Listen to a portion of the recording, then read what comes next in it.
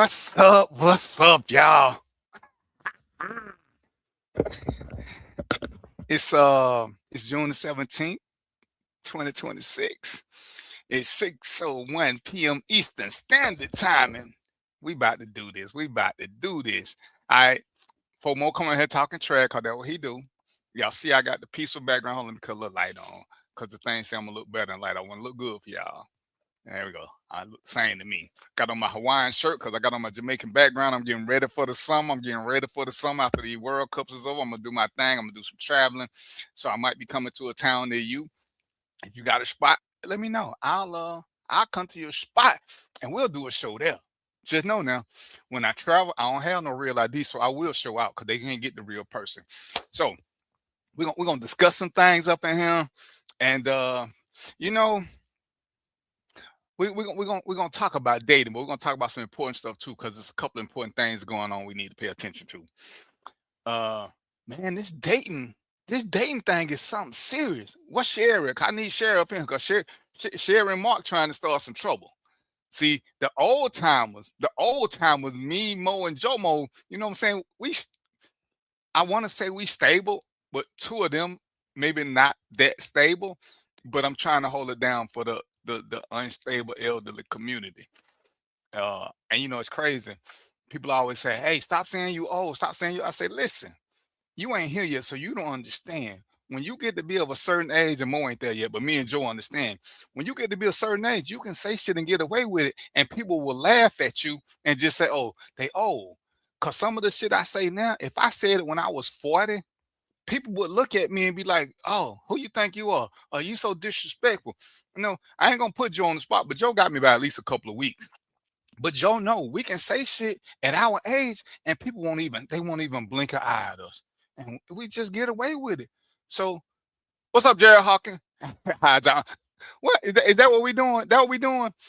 They ain't gotta hide their auntie. Their auntie looking for me. But hey, Mo gonna get there. Mark, I don't know about Mark, because Mark be on the wild shit and he's still running from the popo with clock that don't work. He want to get batteries, but that's a whole nother subject. Hey man, well, welcome to the show. We about to get this thing started. Let me invite my cast of what do I call them? Jared Hawkins, where you watching from? Your name don't sound familiar, man. I see you watching from YouTube. What's going on? And hold on, is your auntie cute before you hide them? You know, I'm just saying. I ain't saying we're gonna chase them. I'm just want to know if she cute. Let's see. I guess I should bring Joe Mo on the stage first, because Joe is the wise one. He always got at least 2 books for us to read, and he's supposed to be the voice of reason. But sometimes he don't read his contract before he come on the show. So let me go on and bring him on and see what's going on with him. Joe Mo in the house. And Joe, hey, you know what I'm gonna tell you what's crazy about Joe Mo.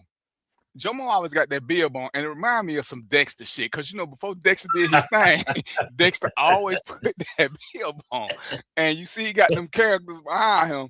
And Mark done told us about his arsenal at the front door before you cross the threshold. Mark say he got a metal detector to make sure don't nothing leave the house. It ain't so don't know how to bring that in. It's so that none of his stuff don't leave the house. So, Joe Mo, what's cracking with you, brother? Man, listen. So Mark throwing some shots already, as you can see.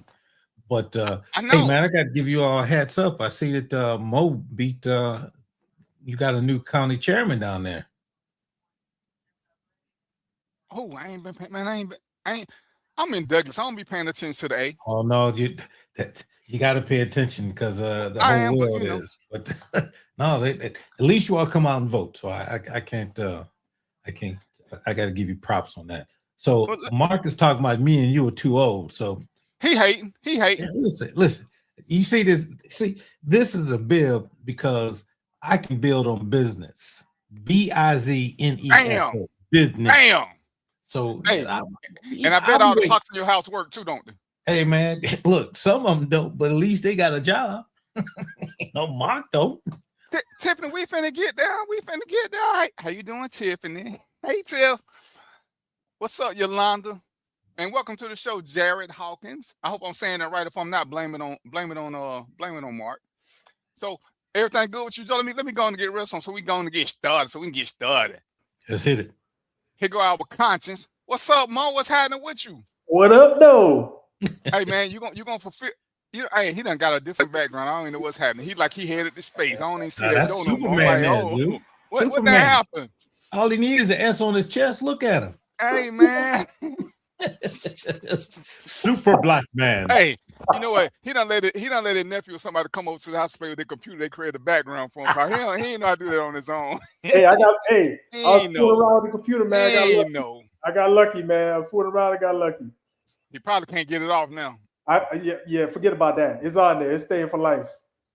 Okay. Cher sending me harassing messages. So let me bring Cher on so I don't get fussed at. Hey, Sherry.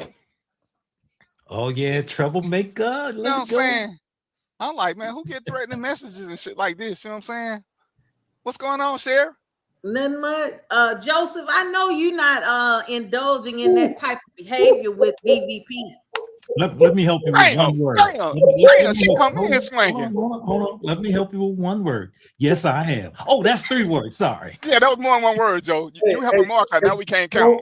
Joe, be careful, man. She called you your whole first name, bro. I did, yeah. Yeah, be careful, man. Look, you know, when people in the South call you by your full name, yeah, that's what I'm saying. I got you. That's right, Joseph. Don't let DVP get you in trouble. Oh, no. Listen, I am a coward. I will run and I will throw DVP and Mo in front of me without a hesitation. Oh, and, wow. And look, and I would throw Mark, but he's so small, I toss him over everybody. So, oh, Lord. Oh, there he is. Now. There he is. Look, even his picture's small. Look at him. Come on, man. Real camera. Hey, Mark, you got to turn your camera sideways. Turn your phone sideways. I'm trying. When I do it this way, I look slim. Yeah, somebody lied. Somebody lied. And you do have on glasses, so I'm sexy. Hey, you sure are, Mark. Don't let nobody tell you nothing different. If ever there was a band of Misfits, I'm with them right now. All right, let's go on and get this because I know Tiffany got to go. She harassing me too. Hey, I'm just let y'all know now. I'm a full-fledged member of AARP. They don't play this. You harassing all people because you know they will show up in force with picket signs and strollers outside your house, outside your job. You can't harass the host and old people at the same time, Tiff. I'm just saying. And Yolanda is my personal attorney, so we can get some things done. So, y'all ready to start shenanigans? Y'all ready? Might as well jump into it. All right. So let's go on and get this out the way. Let's talk about this whole dating thing now versus then and these house rules. I'm gonna start with the house rules because Mark want to know when you in a relationship with somebody, and I guess he's saying y'all live together. Can your partners come over to the house when you ain't there and wait for you? Ooh. Is that pretty much what you your first question, Mark? That's exactly what I'm asking. If you, let's just say you on the way to the house and they get there before you, do your partner got to sit outside and wait in the car for you to get there, or can they go inside with your significant other being in the house as well? It depends on how close you are. What the fuck? Hey man, have you been? No, I just want to know one thing. What are you drinking, and why? I'm on water today. Okay, all right. You said on water. Okay. I'm not drinking water. I'm on water. I'm on water today. Okay, all right. Because you come up with some. Okay, all right. I feel like depends on how close they are. I agree. But go ahead, Cher. Like find a little bit more on it. So like let's just say my brother, he's passed away, but his best friend, I mean, we've been knowing each other since he was 7. We were 7 and 8. And so if he would come over to my brother's house and my brother wasn't there, my brother didn't have no problem with that. But you know, if it's somebody that he just met, you know what, he didn't have a problem with nobody, even if it was somebody he worked with, you know. But I guess because, you know, he trusts his girl, so, you know. But me, it just depends. You know, I feel like if you got a whole ass friend, No, I don't want to be around now. He can't come in. He need to wait outside till you get here. You know, because you know them shady ones. You know. Yeah. Sherry, you sure look good over there, girl. No. Nope, he can't come in. But what about your girlfriend, Sherry? Can she come over and wait on you? It depends on which one. Not your whole ass friend. Right. Your whole ass. The one that you can tell everything to, your bestie. Oh, yeah, she can come. Yeah, she can come. She can spend the night, whatever. Yeah. Why, you ain't there? Yeah. With your man?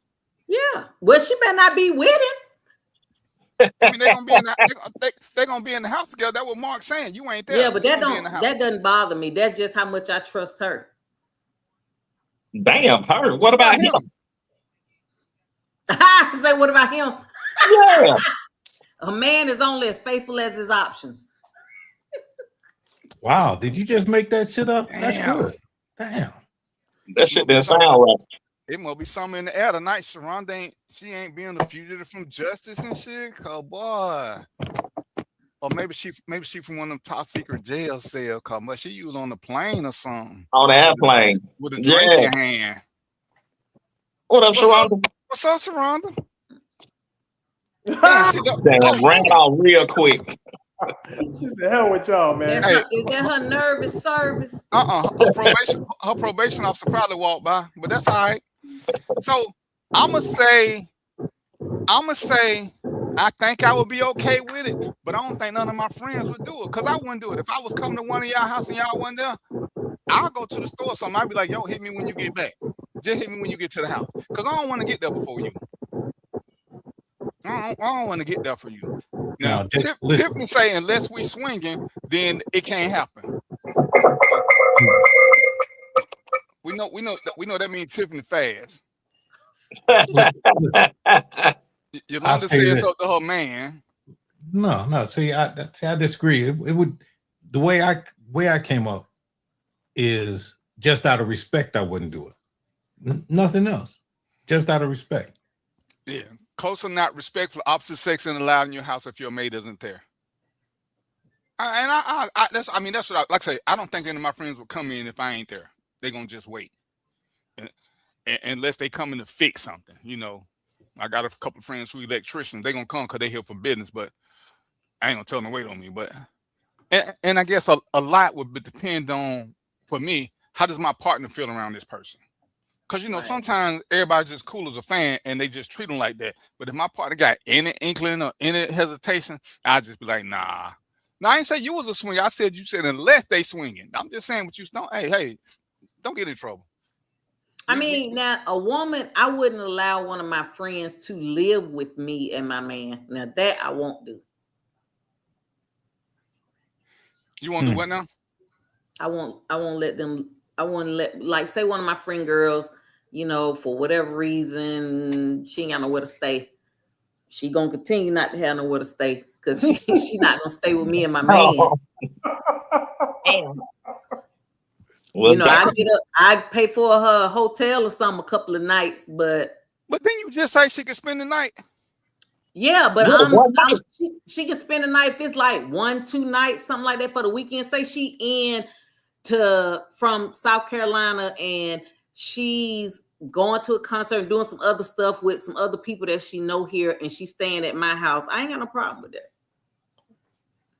That's 2 nights, but you can't live. Damn. What you got, Sharonda? Sharonda? I want to hear what Sharonda got to say, because we don't get her much. I want to hear what she got to say. Who can come over? Who can stay? You know, I surround myself with good people. I don't have a friend on my list that cannot stay at my house at any given time, however long. If they need to stay, they need to stay. Why your man is there? Baby, a man gonna do what a man gonna do, whether it's a friend, a foe, a co-worker. Why ain't a woman gonna do what a woman gonna do? But none of it's my responsibility. None of it's my business. They gonna do what they want to do. So it's up to me to pick good friends. I just went on a cruise with my best friend and her husband. My best friend can go do whatever else. Me and her husband sitting right there kicking it. Ain't nothing, because we don't play like that. Yep. It's all about integrity. I don't play them games. And I don't have anybody that I've been friends with that I can't leave around a man. Now, if the man is uncomfortable, and maybe he don't know her and he don't know, he like, well, maybe, you need to be here. And because I don't know what she gonna say, what she gonna do, then I respect that, but nah, y'all hang out, chill. Let me see what y'all gonna do so I know what y'all gonna do. For me, let me get Miss Tiffany here, because Miss Tiffany got to go. So she came, she wanted to start some traffic. Remember last week she started some shit and she ran. So we're gonna get in here early before she have to run out on the screen. Tiffany didn't run. Yes, she did, because I sent her an invite and she was like, nah, don't be trying to get me on. I was like, you started this whole shit, then you took off, put your Air Force Ones on and took off like a track star. So we're gonna get her in while she in. Hey Tiff, what's happening with you? Oh shit. Turn your microphone on. We can't read lips. We all old. You speak for yourself. That's right. Exactly. Yeah. Top row old. Can y'all hear me more? We can hear you now. Okay, I think I have an echo. Sorry. Hey, Sherry. Hello. Don't be talking in that 976 voice. Let's get it now. Don't be trying to play. What's Mark saying? What's your can your girl come stay over with you in Indiana? Okay, so I have a horrible y'all go ahead. I'm gonna figure this thing out. Sorry. Yeah, because you got an echo. All right, go ahead, Sherry. I was just gonna say that when I was younger, like guess I was like 23. I had this friend girl, and I will give my friend girl my boyfriend's number, so if she need to reach me or whatever, she can't reach me or whatever the case may be or anything. So back then, I was dating this dude. And so she was one of those friends that was very permissive.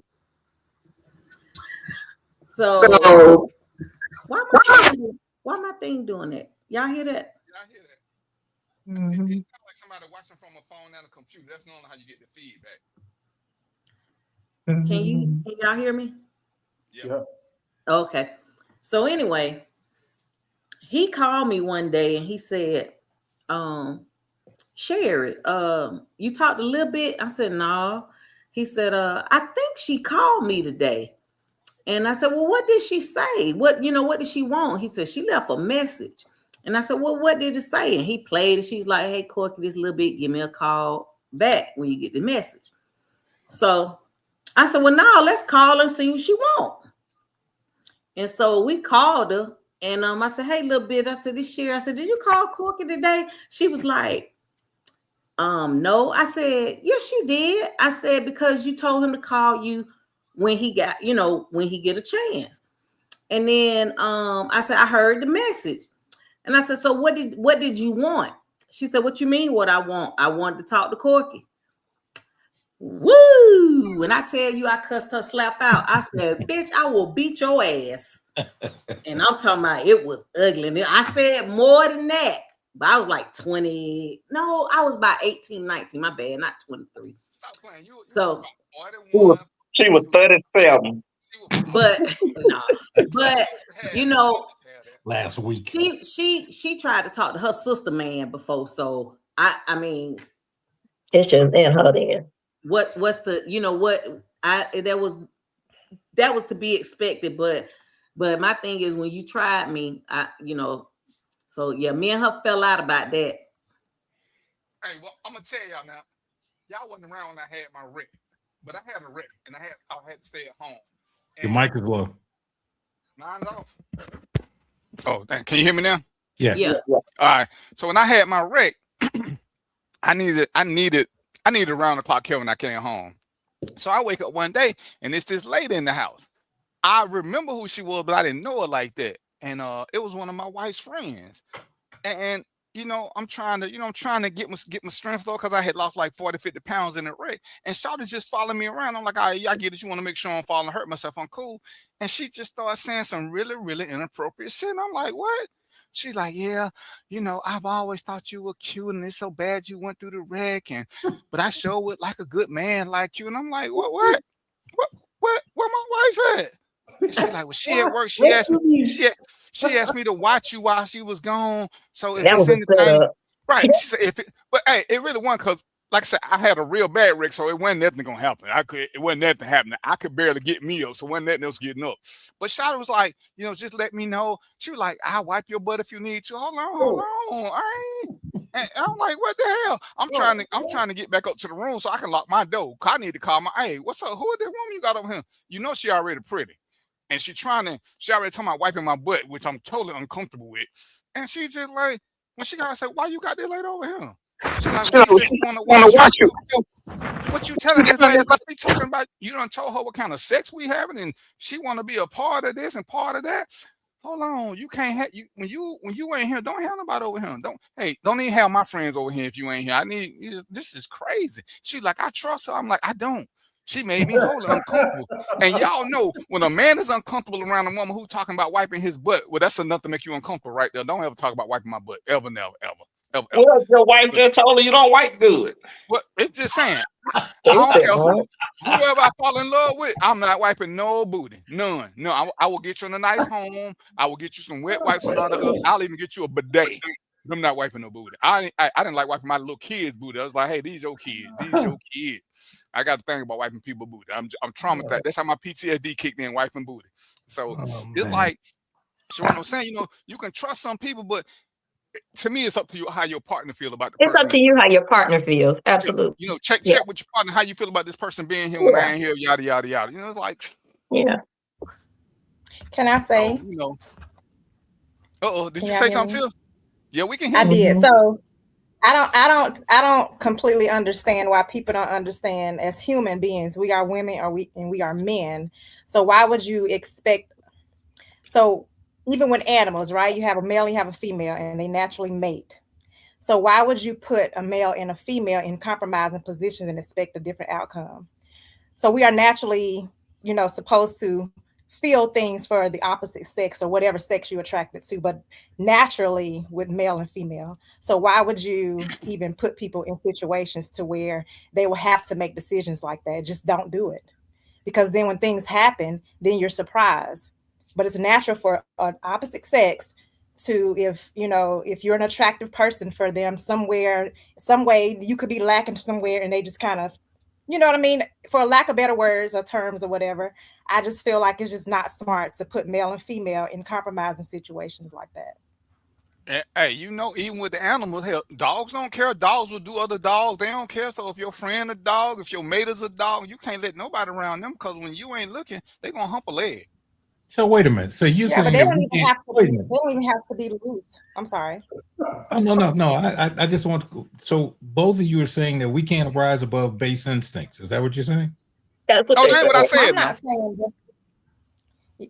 I'm sorry. Because if that's the case, then all my meetings need to be on Zoom. Because it's some cute people that I work with, so I shouldn't be in a meeting with them by ourselves. Well, but we should rise above that, like you said, Joe. I'm not attracted to them. Like I can look at one of my friend girls' husband. If you say, "Hey, how does Dee Dee husband look?" Oh, he's handsome. But no, you're supposed to say, "I don't know." No, I can say that he's handsome. Nope.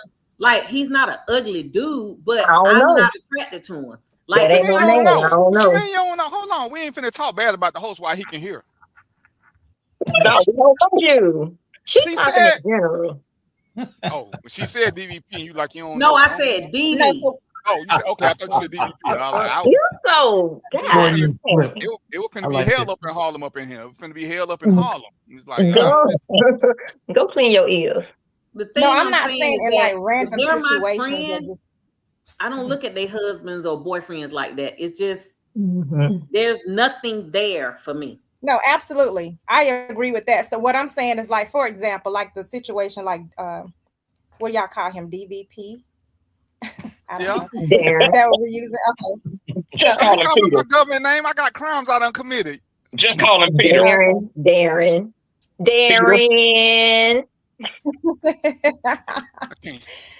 So what I'm saying is, like, there's been so many situations where you have people that they don't come into a situation wanting to make that decision. I'm not saying that you just randomly see somebody or somebody at work, you just want to go hop on their lap and start, doing unnecessary stuff. What I'm saying is that, like, for example, your homegirl, why would you bring your homegirl over to hang out with you and your husband, or, doing stuff like that on a regular basis? And at some point, somebody may, do something wrong. I'm not saying, I'm not built like that. Like, I'm like you, Sherry. I don't cross boundaries. But there are people that do that, and it happens all the time. It happens more so normally than not normally. And then people are so surprised by it. And so that's the part I'm not understanding. Like, why would you put your mate in a position to where your homeboys or your homegirls coming over randomly or whatever? Then what actor did that? Married the wife's best friend. Was Bobby Womack. You talking about Bobby Womack? He was on a whole nother level. Yeah, Blair Underwood was married to his wife for 20-some years, but then he married. It was his best friend, not hers. His best friend, yeah, yes. yeah, his best friend. That's interesting too. So, would you allow your man to have a best friend of the opposite sex? I have a homegirl. I would. Yeah, and I have a homegirl, and when I say homegirl, she was raised across the street from me.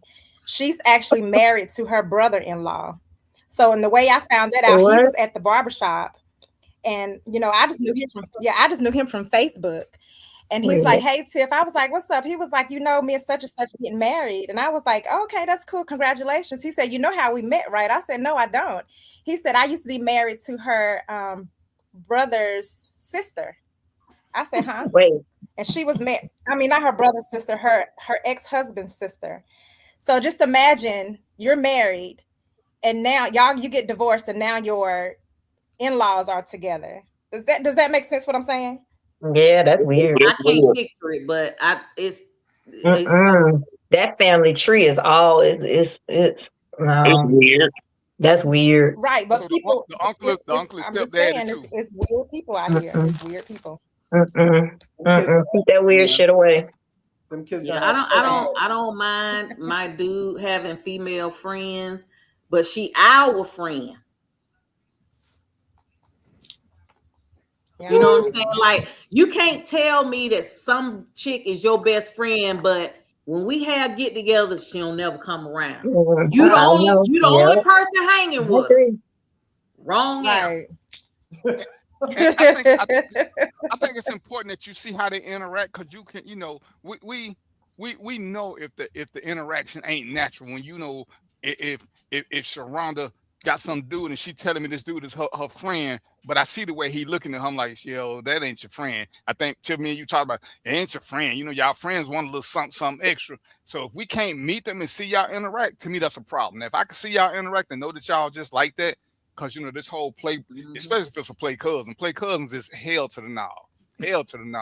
I'm shaking on play brothers, but I need to see the interaction before I can say, well, not I'm cool with it. But if I can't never see y'all together, if you can't talk on the phone while I'm around, then we're gonna have some problems. Definitely. Because I got a couple of play sisters, and one of them is really pretty, but there's nothing that's ever crossed my mind with her. Like, you are what you are, But I could see how if I was with somebody, she could make them nervous just because of her look. But and we ain't never crossed the line, never. But I get it. I would want. We got play sisters at this age. I mean, they've been with me since she became my play sister like 18, so you can't get rid of them now. If my play brother been my play brother since I was 7 and he was 9. So yeah, I ain't getting no new ones. Yeah, nah, ain't no new ones. You can't just kick them out. You can only kick out real family. Oh, all right. So y'all got any more questions? Because Sherry started on one, then she wanted to go to something else. But we're gonna still talk about. I think everybody here is over. Everybody here over 35, right? Everybody here over 35. Everybody had a relationship of 17. Who that? Joe, you out because you ain't dating now. No, you ain't dating now. Sharonda and Mark always on the run, so I don't know what the hell they doing. What's the difference between dating and like dating in when you was in your 20s and 30s? You know, it's crazy how some of this thing go now. And I'm gonna start off. I'm old school. I was used to going to my date's house and picking her up and taking her back. You know, we talk on the car ride. I take her back home. She go in the house, she cut on the light, and I go back. You know, and we talk on the way back. This whole meeting somebody now, that shit is so weird to me that we can't do an interaction to and from the date. We got to come in 2 separate cars and leave in 2 separate cars. I understand it, but that was the hardest part about trying to get back out there in the dating world, just having to meet somebody at a neutral site and everybody in separate cars. I'm like, I don't like that. Because people are weird. We've already established They that. always been weird. They just weirder because of social media now. So social media has exposed a lot of people, sis. But what's y'all dating experiences in the 21st century versus back in the day? Except no, Joe, I ain't trying to get you and Mo in trouble, so I don't want y'all to say that. Cause I ain't built like that. Mo, stop imitating Donald Trump. What's that? Oh, you froze on my thing. You like you were sleeping now, like you looking like Donald Trump. No. Hey, I still go on dates, but okay. But it's the woman I married. We still date though. You ain't dating the lady you with, you stupid. Yay. Good answer. Good answer. So for me, it's like it's terrible. It's terrible. Like now, it's terrible. You got to get the voice. You got to be like terrible. What is it? What is it? It's terrible. It's terrible. Let me write that down. Spell that for me. TURRBLE. Yeah, there you go. Got it. Like it is. So coming up in Atlanta, like we would go to this place called the Omni, right? They had a game room, they had a skating rink, they had a movie theater, you know, and then of course McDonald's was there and all that kind of stuff. And we would go there just to hang out. And then, you know, there's always a group of us, you know, group of girls, then there's some group of boys, and then y'all get together and y'all get to talking, but y'all already don't pick who y'all gonna talk to anyway, you know. And back then, you know, we was on the bus. You know, my first boyfriend, you know, I would catch the bus. He stayed in East Lake Meadows. I catch the bus over his house, and he walked me back to the bus stop when I left his house. And, you know, then I get on the bus, and then we on the phone when I get home, falling asleep, all that good stuff. You know what I mean? It was just quality time. You know what I mean? And they were genuinely trying to get to know you. But Sharon, now, what? You were straight thugging. Don't nobody walk through East Lake Meadows if you ain't from there. You were straight thugging. You were straight thugging. I had 2 boyfriends over there, so they knew me. Not at the same time. No, too late. You said it. 2 boyfriends knew her. Yeah, so everybody knew me because my first boyfriend, he was a DJ. So, you know, everybody knew him. And then the other one was in Down by Law. And if you're from Atlanta, you know who Down by Law is. So, you know, so that's why they knew who I was. GDs or Stones? They were, well, the DJ, he was good, but the other one, he was thugging. I gathered. Yeah, he was thugging. So, but they know who I was. So, I mean, I could walk around East Lake, not like nothing. I could walk around Techwood. Same way. I had a boyfriend over there too. But I'm just saying. Techwood won the cab. That's a whole different animal. You had a boyfriend in every hood. East Lake Meadow was Little Vietnam. It was more than a hood. It was Little Vietnam. East Lake Meadow was a war zone. Yeah, they called it Little Vietnam. Yeah. Tiff, you smiling. What's your story? Because you smiling. Go on, catch the mic on. There you go. I'm just listening. Oh, that's what it is. You weren't reminiscing. I'm talking about old Atlanta, so I'm assuming everybody on here is in Georgia. No. Okay. Joe from Chicago, Mo from Arizona. Mo is from Massachusetts. Wow.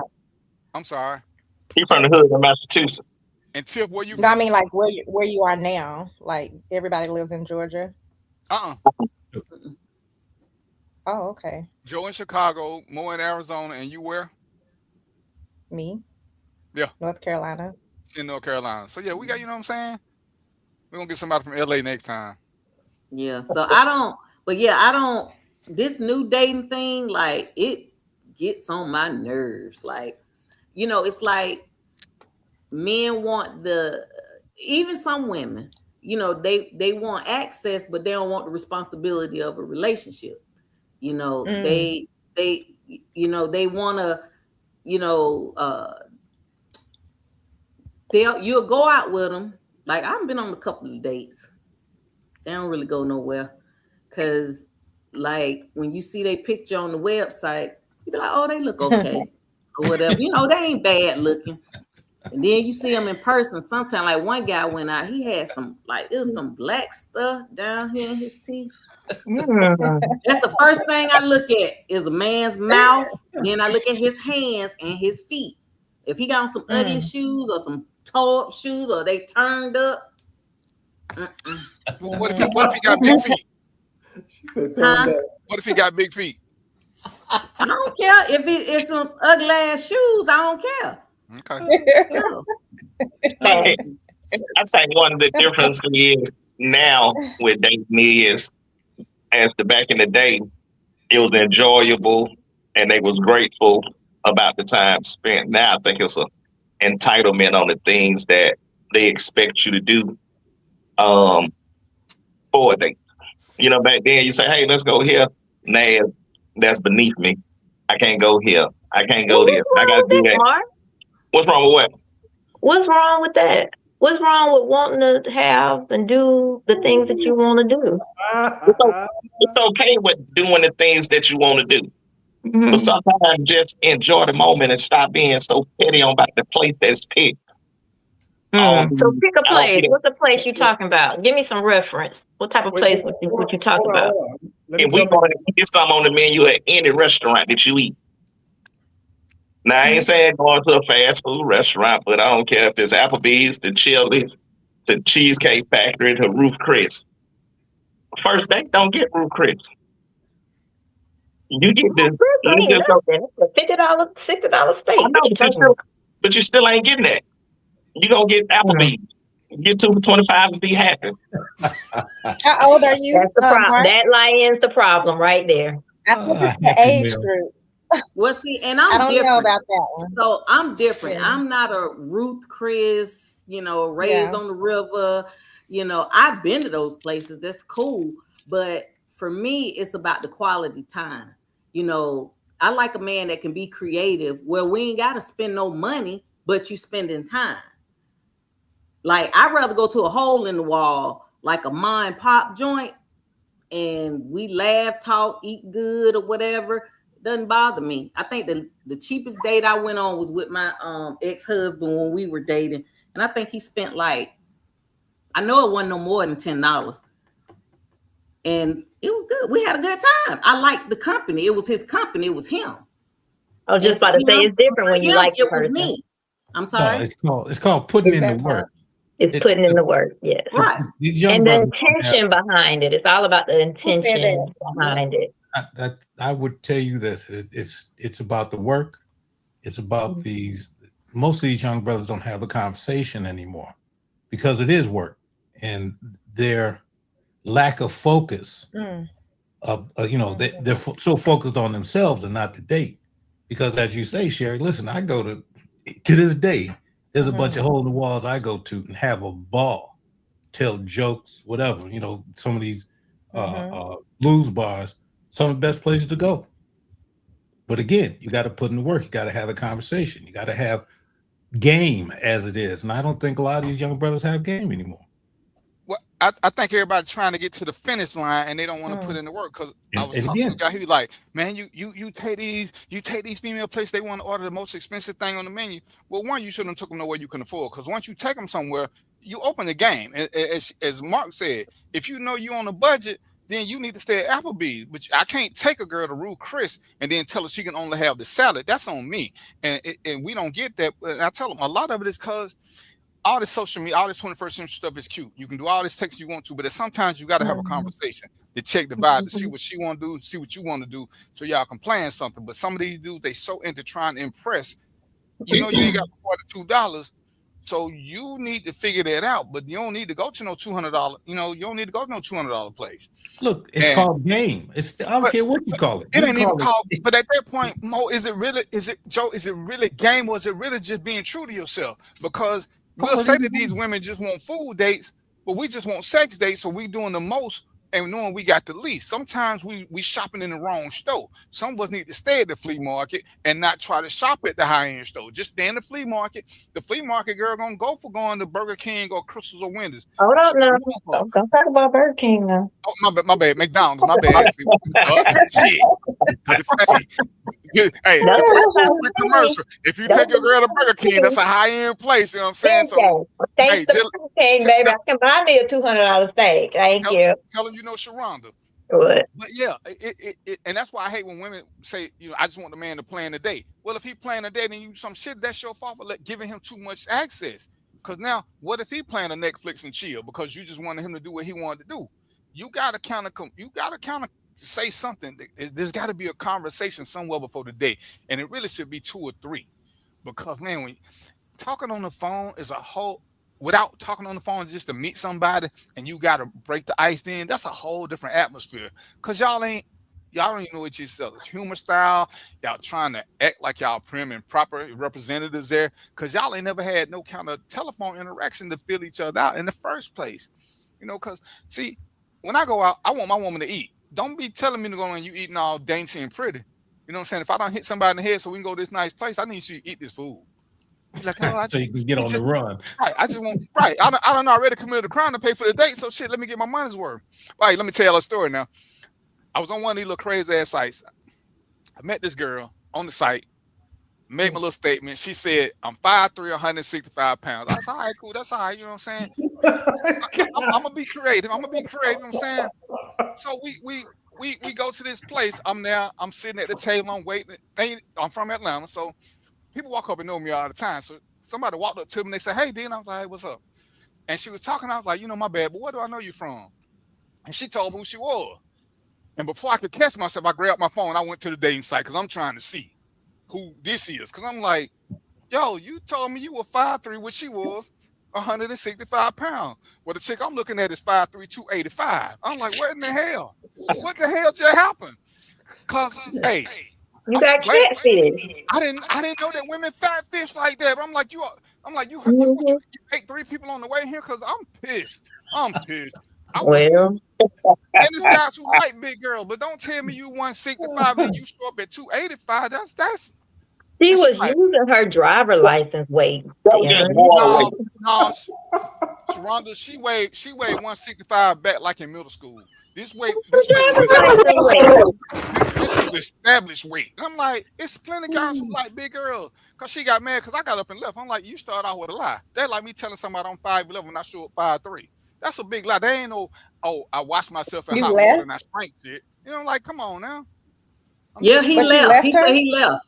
Hell yeah. How You start out with a lie.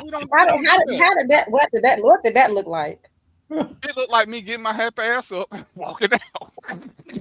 I was pissed, and she trying to tell me, "Oh, you so shallow." I said, "No, I just don't start off lying."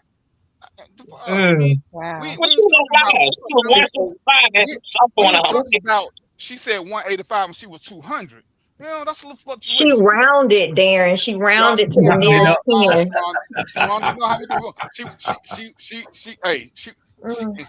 Instead of being a 1-bedroom apartment, she was a single family unit. Just tell the truth. Give me but listen, so you're that shallow though? Like you couldn't just like be a gentleman and just kind of get to know her and then make that the only date you had with her instead of leaving her like that? Tiff, she started out with a lie. It was a lie. So why should I put up with a liar? It ain't like I said. So when you're on these sites, were you looking for a wife? Were you looking for a wife or some pussy? I mean, what were you looking for? I was just looking to have I was just looking for the date. But you lie about who you are. Right. So why did who she was and how she looked matter if you weren't looking for a future? You could have just enjoyed her and not been. I can't enjoy no liar, Tiff. I ain't built. Once you start lying to me, what is there to enjoy? Because then everything you say ain't gonna believe.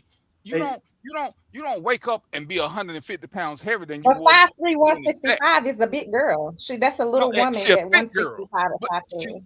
I'm 5'7". I'm 5'8", and I weigh 165. Well, I actually just lost 7 pounds, but okay, so and I'm you 5'8" and 165. She's big. But she won 165. She was 285. Y'all 285. You keep going up on the weight there now. You done went from 165 to 185 to 220. So which one was it? You said he said she was 285. That's what he said first. Well, what was it, Darren? He said that they talked and she said she was 165. She was 5'3", 165. Why are you talking about weight anyway? When she came up on the table, she was 285. So look, because you know what? Some of y'all be peen fishing. Y'all talk about cat fishing and goddamn fat fishing. Y'all be peen fishing. Why you even going out with somebody who's showing their peen? And then on top of that, no, we don't. Show it. How y'all show it? And then you get a fucking remote control and show it. Well, how is that peen fishing if you see it? Hold up. Wait. There's no perspective in the camera. But we ain't talking about peen. Ain't nobody sent me no damn peen. Oh, girl, I got authority from. Hey, that's clearly got to be a Burger King thing. That's got to be. If you don't work at Burger King, you don't get no pigs. Hey, I ain't never so why do y'all expect women? Why do y'all expect women to look a certain way? And no disrespect, but y'all don't even be looking like that. But hold on. It ain't that you gotta look a certain way, Tiff. It's just why not? You know how everybody say, don't send your representative? You tried to tell me representatives come. Tell the truth and let me make a choice. Everybody should be able to make an informed decision. What's up, Cheyenne Monet? Everybody should be able to make an informed decision. Don't lie, because come on now, if you start a relationship offline, where we gonna go? You start off to the gym. Shit. Yeah. No, we're not going to the gym. We're not going. We taking our we taking our online ad to the house, because I'm not finna put up with no lie, because now you done start offline. So where we going? You start offline. Yeah. So but why? Okay, my question is, why did you ask her how much she weighed? I didn't. She told me. Oh, she just volunteered. Oh, okay. Yeah, because on my thing it say I'm 5'11", 195 pounds, and she said I'm 5'3". So she brought that in there because her pictures look like she's like what she said. And well, maybe does she hold her weight well? Because I know when I was bigger, no one knew how much I weighed. Like I weighed more than what I looked like. Hold on a second. It's not about the weight. It's about the lie. Thank you, Mo. I don't know why we keep trying to get around that. But what I'm saying is sometimes we don't know how much we really weigh. It's about the lie. You ain't been no well, I know we know the difference between 165 and 185. 285.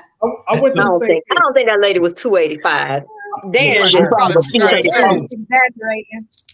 She was 297. Go ahead, Mo. That's 297. Go ahead, Mo. You find me a woman that does not know her weight, and I'll tell you. I don't. I legit do not know my weight. I do not have a scale in my bathroom.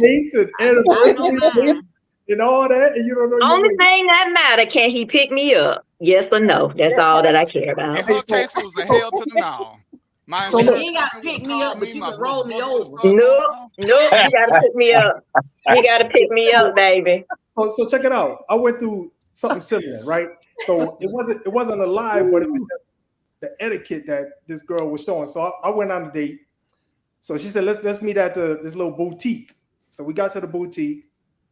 First thing out this girl's mouth was, "So what you gonna buy me?" Man, I looked right at her, turned around and left. And she's like, "Where you going?" Gone, boy. You ain't never gonna see me again. She wanted to meet at the boutique, or did you suggest meeting at the boutique? Oh, come on. I'm a dude. I ain't going to no damn boutique. Oh my God. Why did you meet her there? Why did you meet her at the boutique? Because that was her suggestion. So, but did you not look and see what the boutique was? Because if a guy meet me at a boutique, then yeah, get me something. Oh, yeah, we buying something. Why did you meet her there? Totally ridiculous. We going on a first date. I'm just meeting you, and you talking about. But why did you meet her at the boutique? But listen, why did you meet her at the boutique there? Her suggestion, but that don't mean I plan on buying her something. That don't make sense. Yeah, I'd be like, baby, why we meeting at the boutique? That's a setup. I wouldn't even met her there. Yeah. Hey, listen. She thought she was a trick. She thought you was a trick. Probably, but she. Hey, Well, he she wanted not some- thinking I what did wasn't he though, want? didn't she? What did you ultimately want? He But wanted y'all a treat. ultimately want sex. Let's get it. Let's keep it real. Y'all ultimately want sex, but then you get mad when a woman asks you for something. And Tiff, y'all That's don't true want now. sex. How- Tiff, how- y'all don't want sex. Not the Excuse me? first date, not the first What you meeting. say, G? Why? Y'all don't want sex, Tiff. It depends. Like if it, Don't stutter now. That's a yes or no question. Man, stop playing. Stop Stop playing. Don't stutter. Don't Yeah, utter now stutter. now all of a sudden, hey, now all of a sudden we got some static in there. They got, I got My I soul want is getting love. nervous. Oh I yeah, want yeah. love. Put them peanuts down, girl. Quit Yeah, playing. Put them down. Don't be Hey, about to Mark, eat these nuts. hey, Mark, send her a cyber These swing or nuts. whatever that is you drinking, Mark. Give her some true serum, because she over there playing. She over there I, playing. Yeah. I think like the dating, I think like what Mark said is that back in the day, people really were dating because they wanted to get to know you and they wanted to, you know, you to be their girlfriend, boyfriend, or whatever the case may be, wife, husband, or whatever. But I think now it's like men and women, they want the attention without commitment. They want access without accountability. They want consistency from you while they still inconsistent. So, you know, and I don't think the struggle is chemistry. I don't think it's, you know, conversation or anything like that. That's, to me, that's kind of like the easy part. But what I think, I know what I be looking for. I'm looking for your words to line up with your actions. You know, like you ain't, you know, you want to get in my sugar walls, but like, give me a reason to want to give you my sugar walls. You know what I mean? Like time. That's it. I don't need money. I don't need penis. I mean, I love to have it, but you know, No. it's not a requirement. You know, like you know, because I think that Tiff say y'all don't want it. Who don't? Tiff say y'all don't want it. Tiff say y'all want I didn't say love that. and peanuts. Tiff say y'all want I didn't love. say anything. That's Oh, why now- She did not say that. Hold on. You know we got to rewind on here now. When you were stuttering and couldn't, you know what I'm saying? Man. I mean, it's like this. We all know that women, for the most part, we like sex just as much as men do. But Say it my one more time. thing is, We didn't hear you. Turn your mic up and say it again. You heard what she said. women want sex just as much as men do. The difference is that a lot of times women, and this is not all the time, I'm just saying sometimes, women have to have an emotional attachment first before they have sex. Men got to have sex first, and then they get the emotional attachment. So now you at an impasse. Do they need emotional I attachment? must be a man. Do they need emotional attachment or a gift? Because, you know what I'm saying? We already know if we meet at the boutique, we got to buy a gift. I'm just saying, what's up? How we doing? How we doing? But I like Tiffany's question though. Mhm. Men want sex, but then men get mad when she asking for some money. Or anything. Ask, you know, your tire flat. Right. You can't even come fix my tire. You can't come, you know, you can't pull up on me and help me out. So what we doing here? What we doing? See, because if the role was reversed and a man say, goddamn, pull up on him so he can get a nut, you gonna no, I can't believe he did that already. If I like him, yeah. Well, see, hold on, Mark. Let me flip the script. Let me flip the script. I don't know what y'all doing. Suppose the man got that good, and he said, if you want some of this, come make me a meal. Y'all acting like it ain't good on his end. So if it ain't good on his end, yeah, whoever giving the worst job need to do the most. But suppose you want this, he can't say, hey, can I get a meal? For a meal, you can get this today. You know what I'm saying? We're gonna trade meat. We gotta get to that point. I'm trying to figure out who the hell y'all be talking to, because don't nobody talk to me like that. I wish the nigga would to my son. You know, you want to get this. I wish. Hey, please. You know the old people say, be careful what you wish for. Nah, I wish a nigga would. Dick pics the size of remote control. We still trying to figure out who you dating. No, have you seen a Roku remote control? Tiffany, Sherry, Yolanda, have y'all been getting dick pics while y'all was dating? Not me. Yes. Oh, huh. I don't know. I had a resting bitch face, so for some reason, I don't get those real disrespectful people. I don't know why, but like some of these stories that I hear, I'm like, somebody did that, you know. But yes, I don't know they why do that. They do that. Just don't come at me like that. It is unsolicited and random. It'd be random as hell. Like this one guy I used to talk to, we talked on the phone for like 6 months, and I was just driving down the street. We were talking. It was like probably about, let's say, about some waffles or something. Then all of a sudden he's like, "Look at your phone, dick pic." I'm like, "What the hell?" Like, he wasn't even talking. Yep. It's like, what happened? You missed this. Your waffles. Like we hadn't even had sex. Like we hadn't even met before. Well, and it was like, be ashy. They don't even put coconut oil on it. Hey, can I ask the ladies a question? Yeah. Get on your job, Mo. Wait a minute. You can't stop, but he forget. Yeah, be quiet, DVP. Who do y'all think told these men that women like to get those kind of pics? They did. I know y'all didn't tell them that. So who y'all think told them that? Women. Ain't no woman told them that. No woman told them that. Shit me. I can show you the text where I've been asked for them, and I just cut out the conversation. Because she don't want to be peen fished. She wasn't finna get none in the first place. So sometimes you do need to see it before you see it. You know what I'm saying? I don't need to see it. I keep me surprised. I don't want to be surprised. I will tell you if it sucks. I tell you that. I tell you quick. I done told. Get up. Never mind. Hold on, I think Tim. Go ahead. All right, Tim. We'll see you next time. See how she starts. All right, Bye, Tim. We're gonna call Tim track star. Bye bye. Oh my goodness. I gotta go, y'all. All right. Thanks for coming. Thank you for inviting me. That's crazy. I ain't invite you. You said I'm coming on or else. Don't get it twisted. I got the text message. Hey, do women send any kind of pics? Yes, they do. Yes, they do. I mean, They do if they like you. If they like you, they will. If you already done crossed the line, then you already crossed that line. Yeah. But if I ain't crossed the line, I was getting them and hadn't even gotten them. We hadn't even held hands for a regular picture. Me neither. I got them and I hadn't even held Shawty's hand and she was sending to me.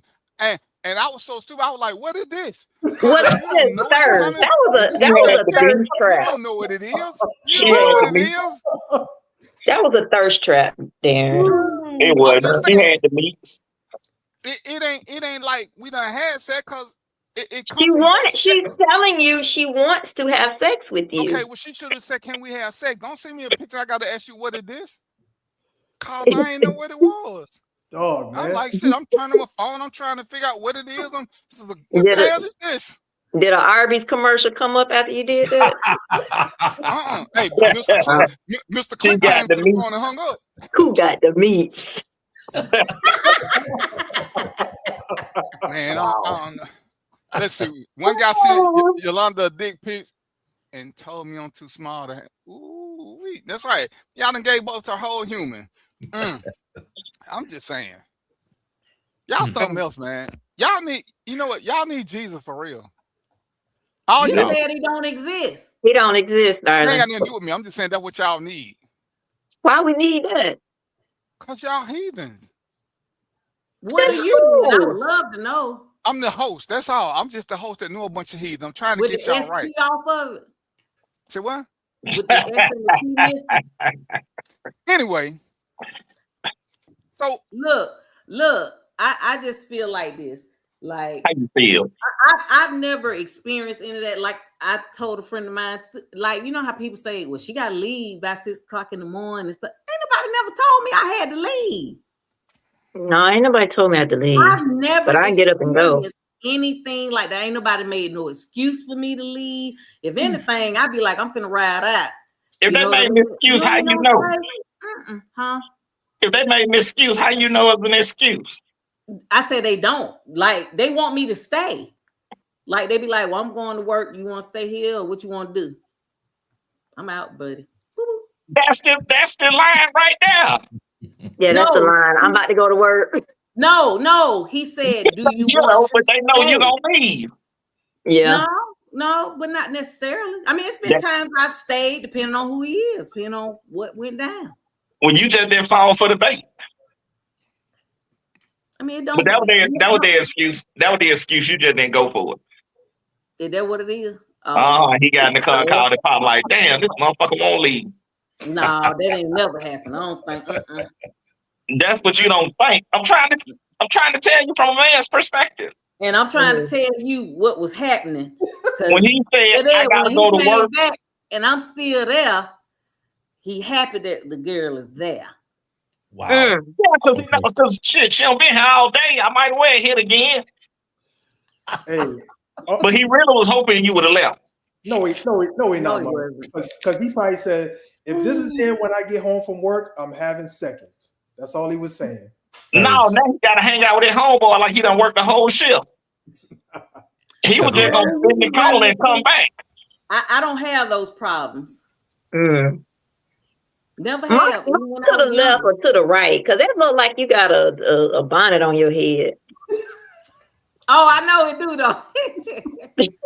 Now I got a bonnet on my head. That's what it look like. Move over. It's throwing me off. I can't concentrate. We got company, so I want y'all to welcome Yolanda to the show. I want y'all to be nice for 3 minutes. I know it's gonna hurt y'all, but be nice. Hey guys, they're ready. What's up, Yolanda? Hey guys. Yolanda, you've been watching the show since I first came on. This is your first time coming on. Eileen said, why not go on a date that does not require eating? Because that means it ain't going to be no sex involved, because you know y'all nasty. I see how y'all been doing this. Yeah. What? I mean, but I need to eat like every 3 hours. So but why is sex on the brain? Like eating and sex don't go together. It could. Yeah, they do. You got to get the energy to go through with sex. All depends on what you're eating. You need your ass passing out. I mean, well, DVP, you asked about a one night stand. See, I've never had one, so you missing out. And the one night stand, me and Mark was arguing about whether it's somebody you know or whether it's a stranger. It can be either. It's a stranger. I mean, it can be either. But typically, you think of a stranger. Like my mom, she told me she had a couple, back in the 70s, And I was like, "Did you see the guy again?" She was like, Damn. Because it wasn't good. She was peen-fished and she ain't even know it. No, I don't think that was it. I think because we're gonna go back if it's good. We're gonna go back if it's good. Well, my mom. Unless he was shipped off to the military. She was a G, you know what I mean? So, she needed her car fixed. If she need a car fix, she got one. She need a plumber, she got one. She needs some reefer, she got one. Those weren't one night stands. Those were payments. No, I'm just saying. What I'm saying is that this. Her mama was a G. Like when she went to the club, whoever it was that she met, if she met them that night, then hey, they probably went and did what they did, and then that was it. And she ain't see them no more. But she always had male friends that if she needed stuff done, all she gotta do is make a phone call. So hey. Yolanda, what you got to say? Hopefully we finna get some good stuff going on. Yolanda, welcome to the show. Bring us back down to earth. About dating? I don't have any comments about dating. I don't really have any comments about dating. It's interesting. I've been divorced officially this year 10 years, so I don't know. It's wild out here. Stay in, honey. Stay in, because it ain't nothing but some trash. It's terrible. That's cool. Terrible. All right, man. Y'all something special. I don't even know what to say about y'all. Let's see. It's 7:00. We're gonna change the subject. Mo, you got anything? Because you ain't doing a good job throwing flags on the play, Mo. Let's see. I had something out here. My notes are jacked up, man. Go ahead. All right. In other words, he forgot. He wrote it down and can't read it.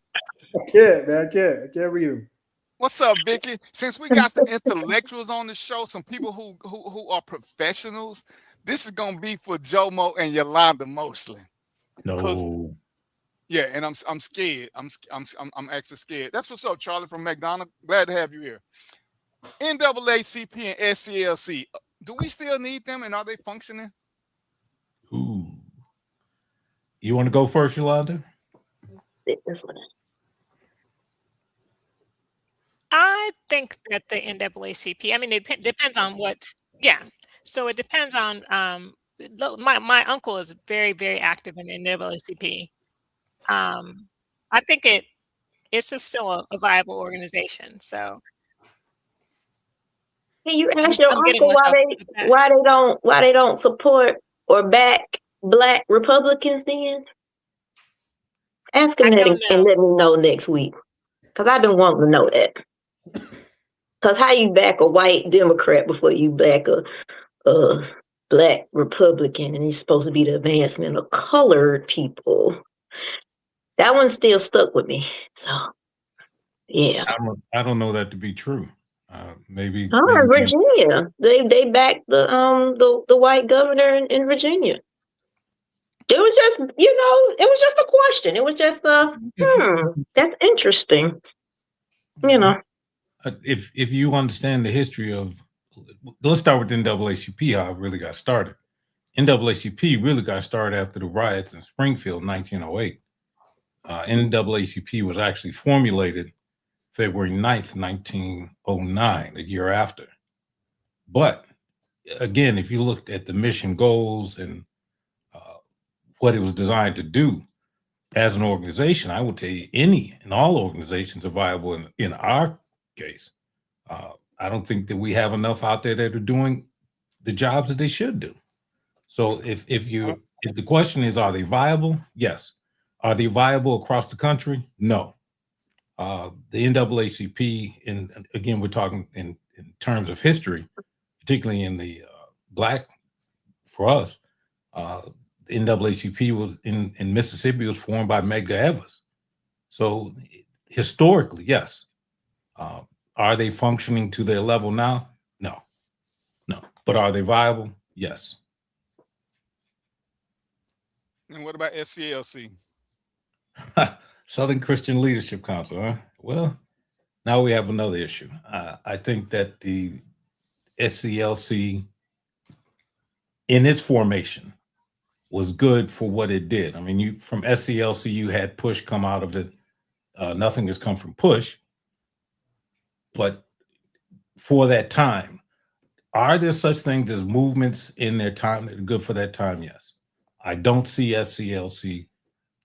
In fact, I haven't seen anything from SCLC since the late 80s, maybe, and even probably before that. Because once Push became the next big thing, SCLC was actually pushed to the side because all those people moved to the offshoots of Push. I agree with Jomo. I think a lot of the organizations, I was hearing you guys in like different places. So I was like, what am I doing? Why can't I change it? Okay. So now I hear everybody. I agree with him. A lot of those organizations started with voting rights. And so voting rights happened.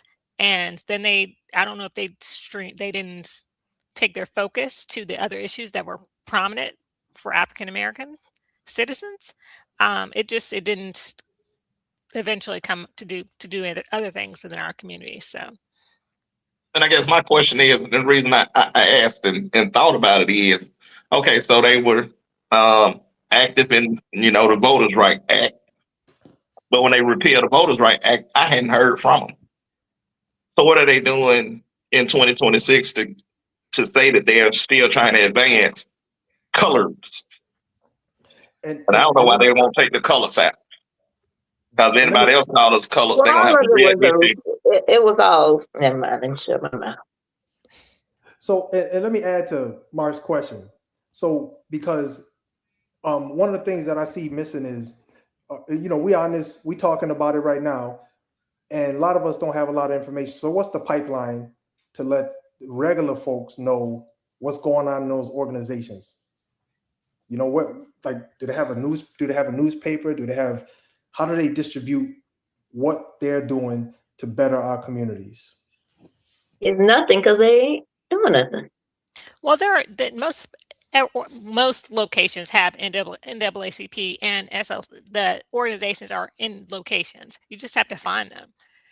Well, yeah, well, that's my point. I don't want to have to find them. They should be. So our Black community, you know, be grassroots. If you want our support, right? Where's the information should be somewhere that either I can go get it or you sending it to me. Like I'm trying to figure out what's that pipeline to to make the connection, because that's how those communities will grow and that's how they get more notoriety. I was just wondering what the process was, if there was one, because when I was in the hood, man, we had a NAACP right there. It was sitting there all the time. I passed it every day. I go, you know, I'm going to college, I'm going to work, whatever. I'm sitting right there. Had no idea what the place did. Not one. And I think part of like what we're saying is, I would think that if the NAACP or even the SCLC was operating at any type of efficiency, Black Lives Matter wouldn't have had a chance to spawn off, because to me, the NAACP should have been there for that. Black Lives Matter should have never been born, so to speak. And I never saw them step up. And when we get into stuff like politics and understanding something, I just don't see a presence from them like there was back in the 70s, because I can't even say in the 80s, but in the 70s, I can say they were a major force. I just ain't seen them doing that. I mean, the last time I remember them doing is when they got in trouble for hiring that white girl, thinking she was Black. And it's like, what is it that they're really doing now for us? And it's crazy.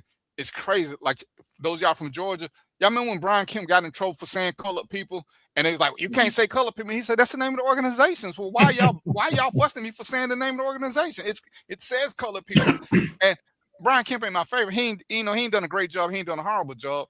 But if you say colored people because that's the name of it, why is he getting in trouble? But yeah, I just don't think they've done enough. And you know, you'll see them every now and then ask for money, but it's like, where are y'all in the community? Where are y'all with giving information?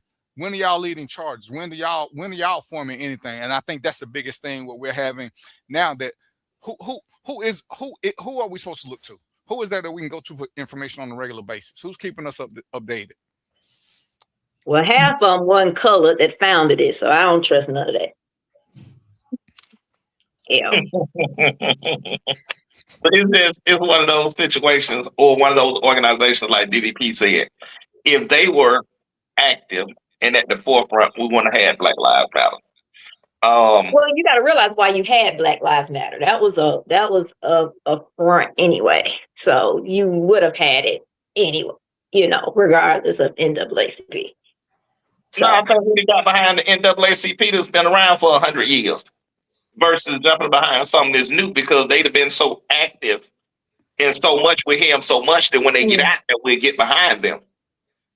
Okay. Since it wasn't nothing for us to jump behind when Black Lives Matter came out, like, oh, that's the next best thing.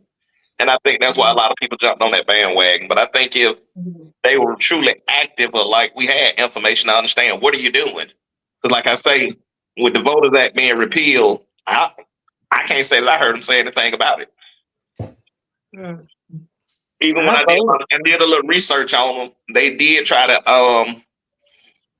appeal the redrawing of the lines in Tennessee, but that's the only thing I see they've actually tried to do.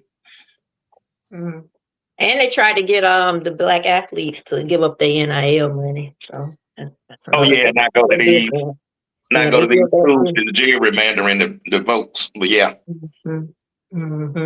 Go find your local chapter. Find out where your local chapter meets. Yeah, join. We should join. And go find. I'm sure they got something near us in Clayton. Yeah, because if you don't like what's happening, change it. You got to be in there to change it, because you won't change it if you're not in there. No, I'm gonna keep continue doing the little things that I do to make my little change and impact. It's just different to see that such a big organization that does nothing but that should make you go down that rabbit hole and further investigate and ask and really look at what the hell is going on.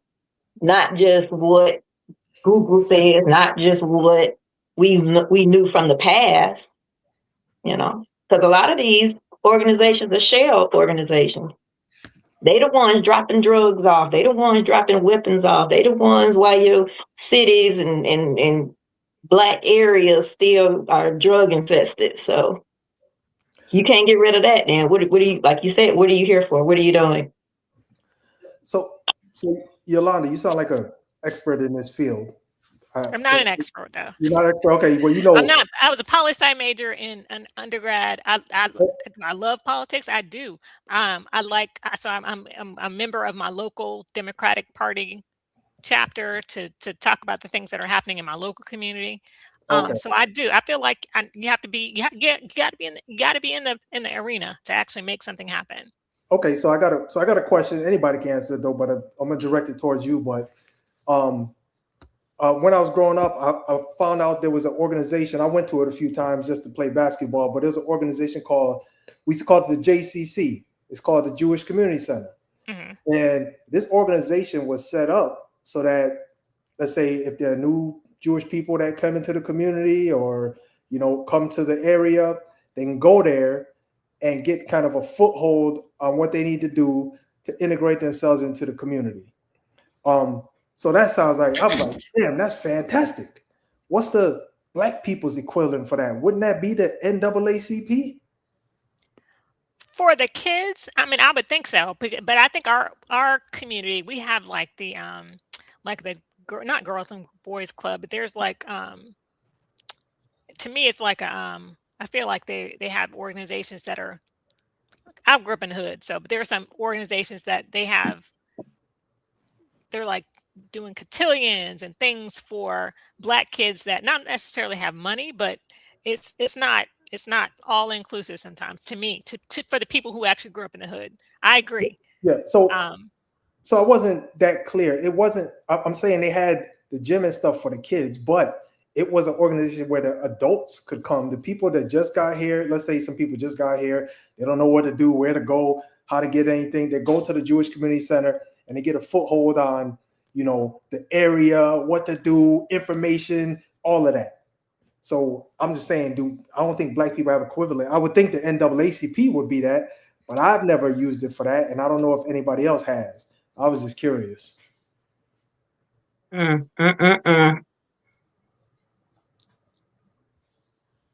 don't know that there's an equivalent. I mean, the YMCA is there, but that's not us. That's just the gym. Right. I went to that too. I went to, you know, I was poor, man. I'm leveraging all organizations, boy. I went to that one too. So you didn't have these things, Mo, because there was a bigger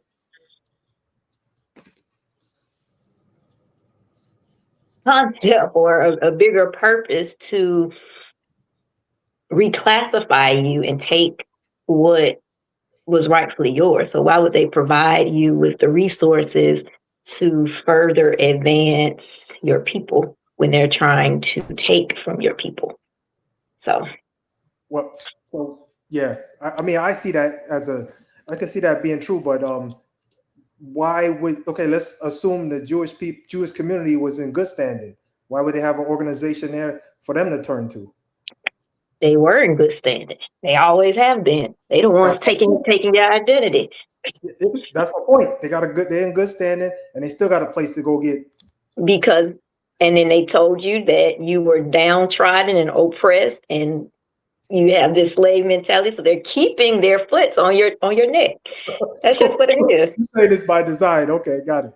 Yeah, got it. It's by design. Yes, it is by design. It's by design. I think somebody asked a question. I think Vicky asked me a question. Yeah, I am from up north, Vicky. Original roots is Boston, Connecticut area. Yeah. Yeah, the organization that I was thinking of was because I'm like I said, I'm from the hood, but I do have some friends of mine from school who they had Jack and Jill of America. Yeah, I didn't do that. Hey, I did the YMCA. I was with the white boys. I didn't have that. We didn't have that in the hood. I didn't have Jack and Jill, but some of my friends had Jack and Jill of America that helped their kids in their communities to actually get together with other people who look like them. But I didn't have that in mind. So I had my son was, I mean, I wasn't in the hood when I had my son. So we had him in AAU basketball all the time. I wanted him to actually be around other people that didn't grow up in the suburbs of Orlando. Because we live in the suburbs and we were a very small group of Black people in the suburbs. But I wanted him to be like, I wanted him to know, listen, these are other people who have things that you have, things they don't have. So I had him play AAU basketball for a long time. So, And but see, those like for two me, organizations. we had the why, but as I got older, I guess there was nothing really. I mean, like we went to junior achievement to which is why it's funny. That's where I met Sharonda's mom, and that was how we got to know stuff. But there was nothing specifically other than, like I said, we had a while when I stayed in the hood, and when we moved out, which I think is what happened to a lot of people. As we moved out and started, we started getting rid of the projects so much, it kind of lost it. It kind of lost its pep because you weren't in the same places where it was easily accessible. Because everybody, when I was going to the Y, we all stayed at Egan Homes. We would all just get together and walk up there. Once you move to a bigger and better, you don't even have the same circle no more. So it's hard to just get together and do stuff. But it's, I think the biggest question is just for informational purposes.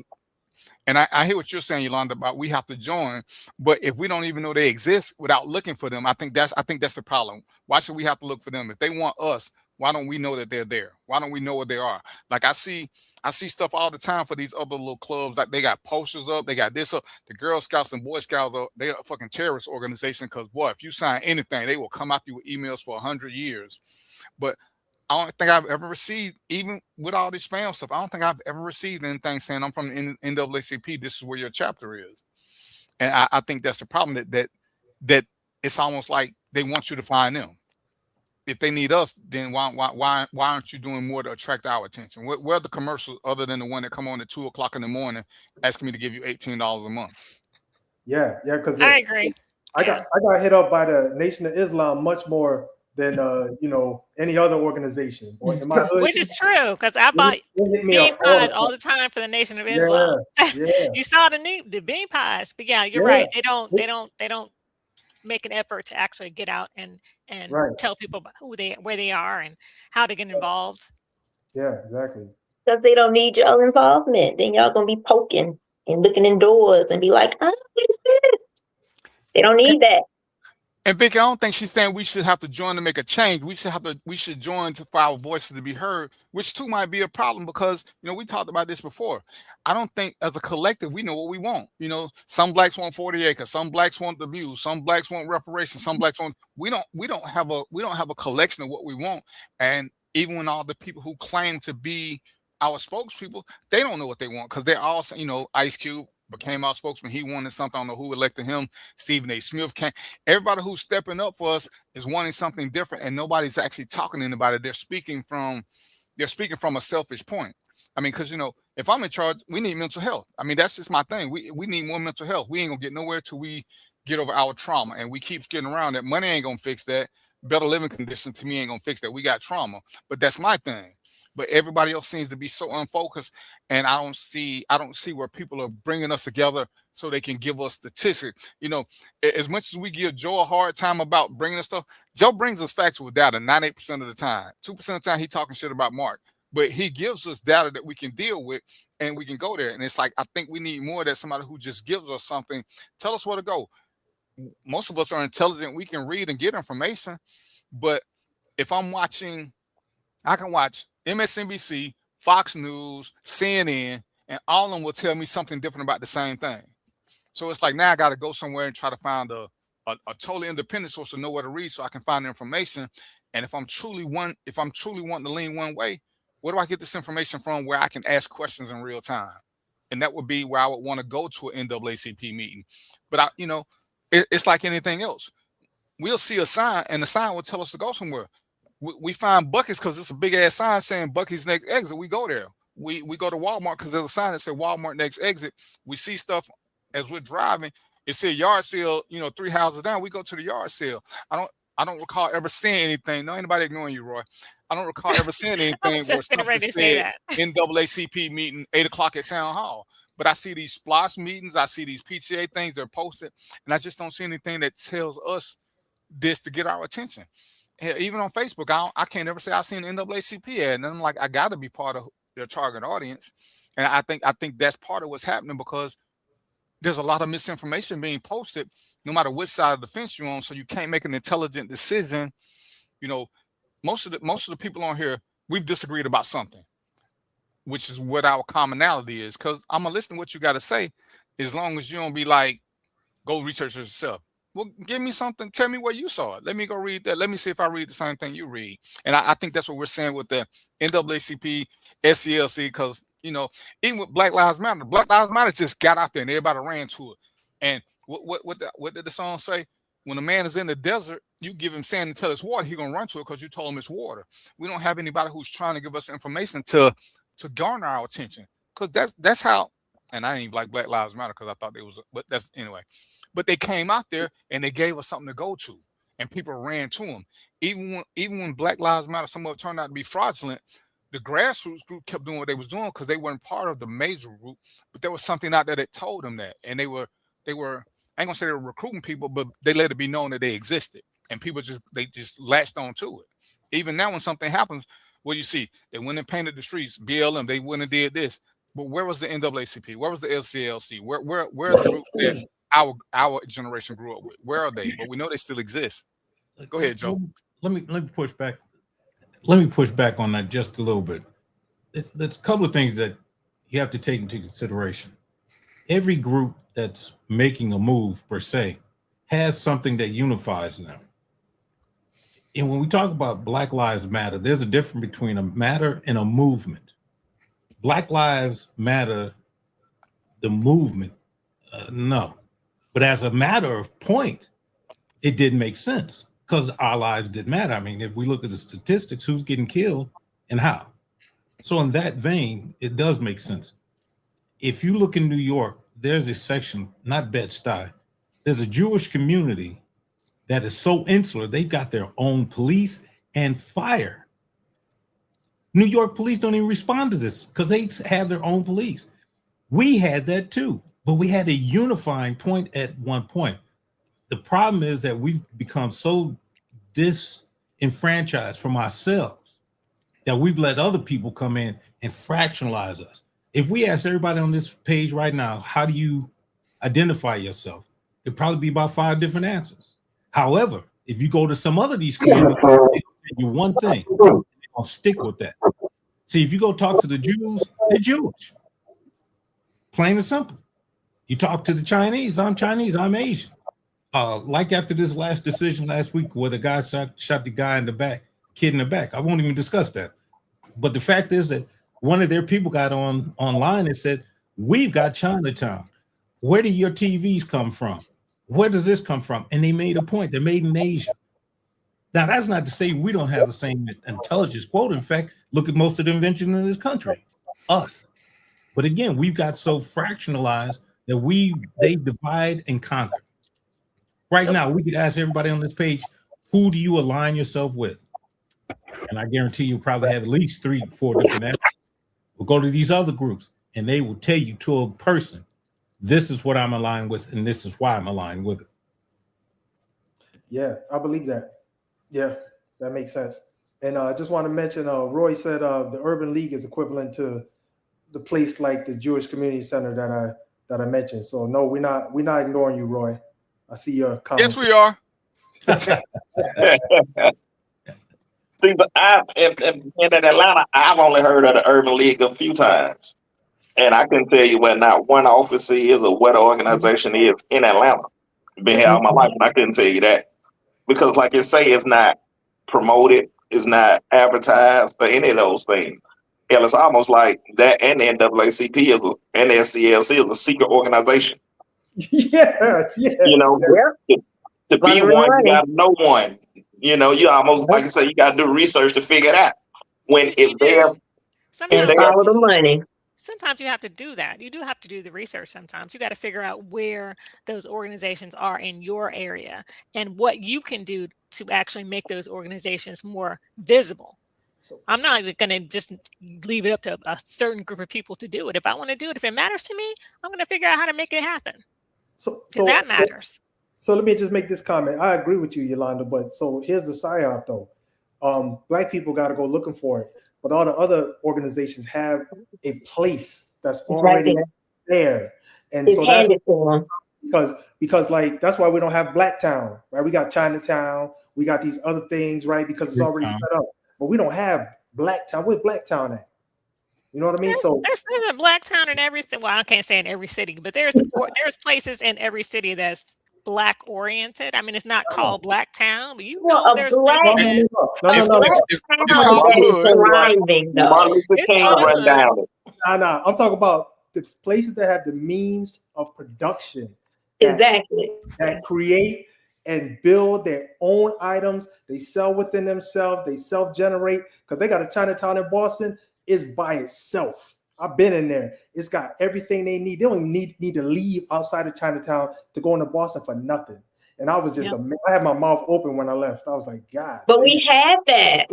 And cities did have that past tense. You look at Auburn Avenue, you look at in Tulsa. We had that, and it always gets dismantled. I think part of that from us having our own town is when we went into segregation. When we went into integration. Integration. Mm-hmm.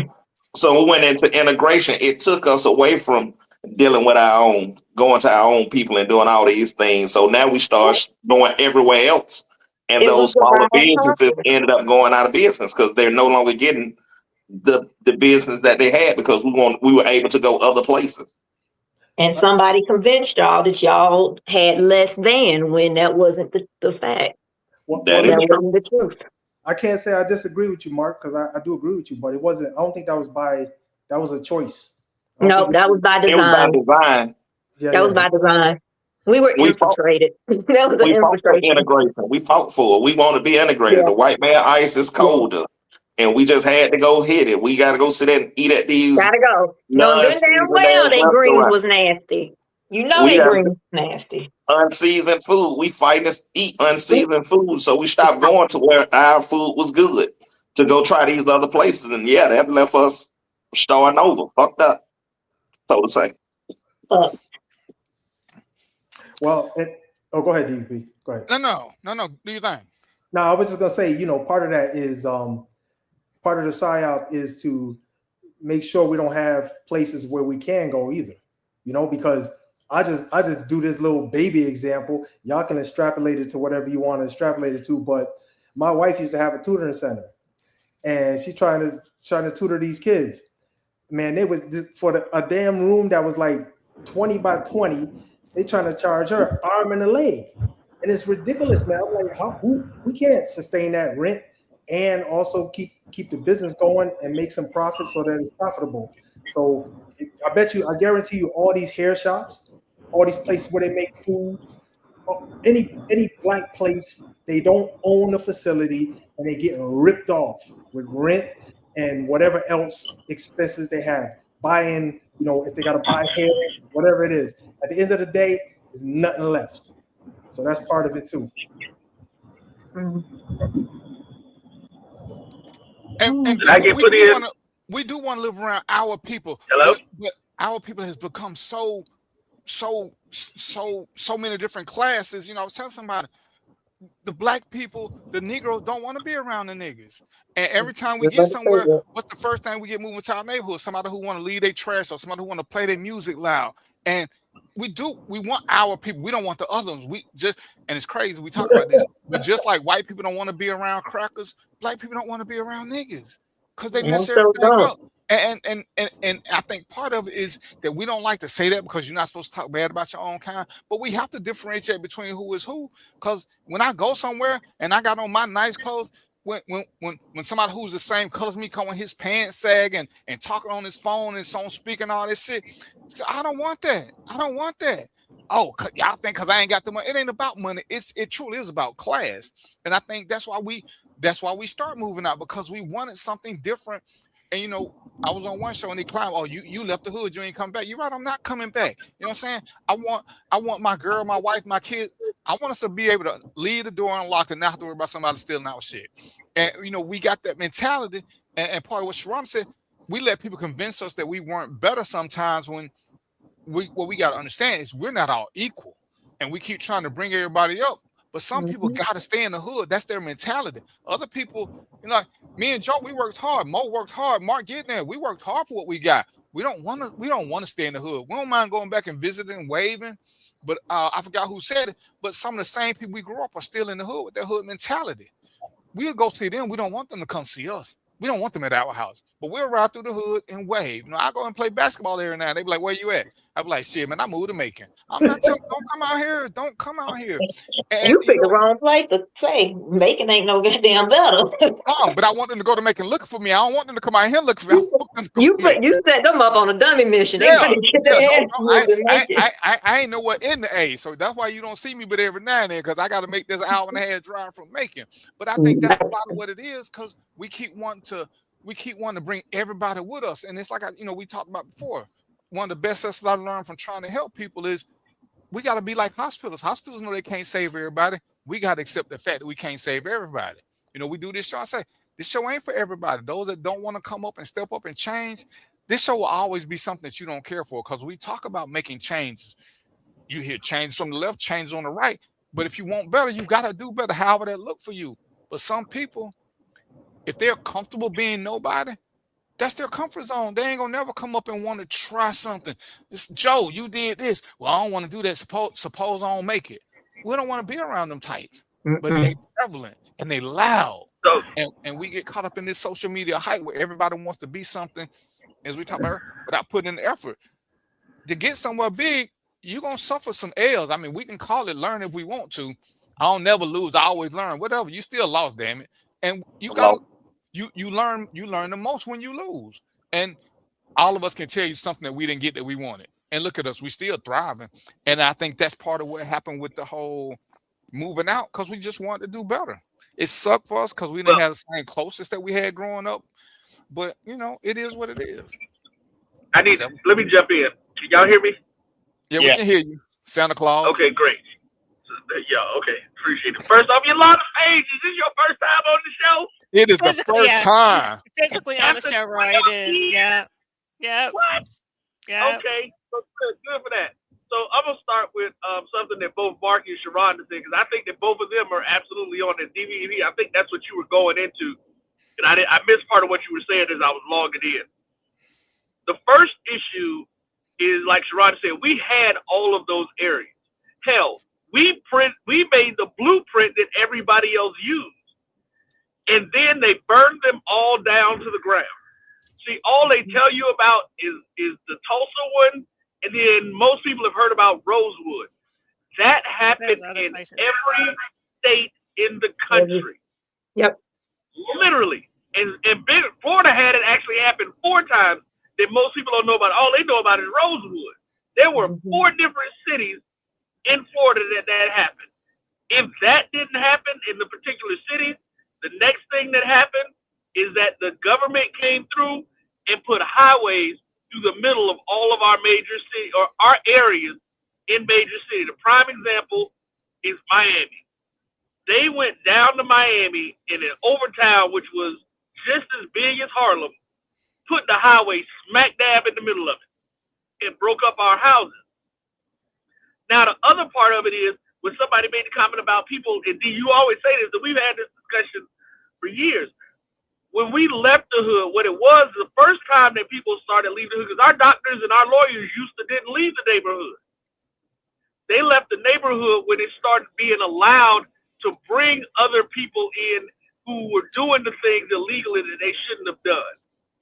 When we were policing ourselves, like if you look at, what is it, your boy Forrest Whitaker plays the gangster, what is it, Bumpy? Yeah. Like back in the day, we didn't have to worry about the police, because everybody knew the police was on the payroll of the mob most of the time in our areas. But it was the mobsters, and we talked about this before. Gangster changed to a different term. A gangster used to be somebody that protected the neighborhood. They protected their community. You didn't allow certain things to happen. Nothing ever happened with children. Once you're 18 and 21, you're fair game. But before that, you didn't do that. People weren't getting put out because they didn't have it. It was always somebody there to help them.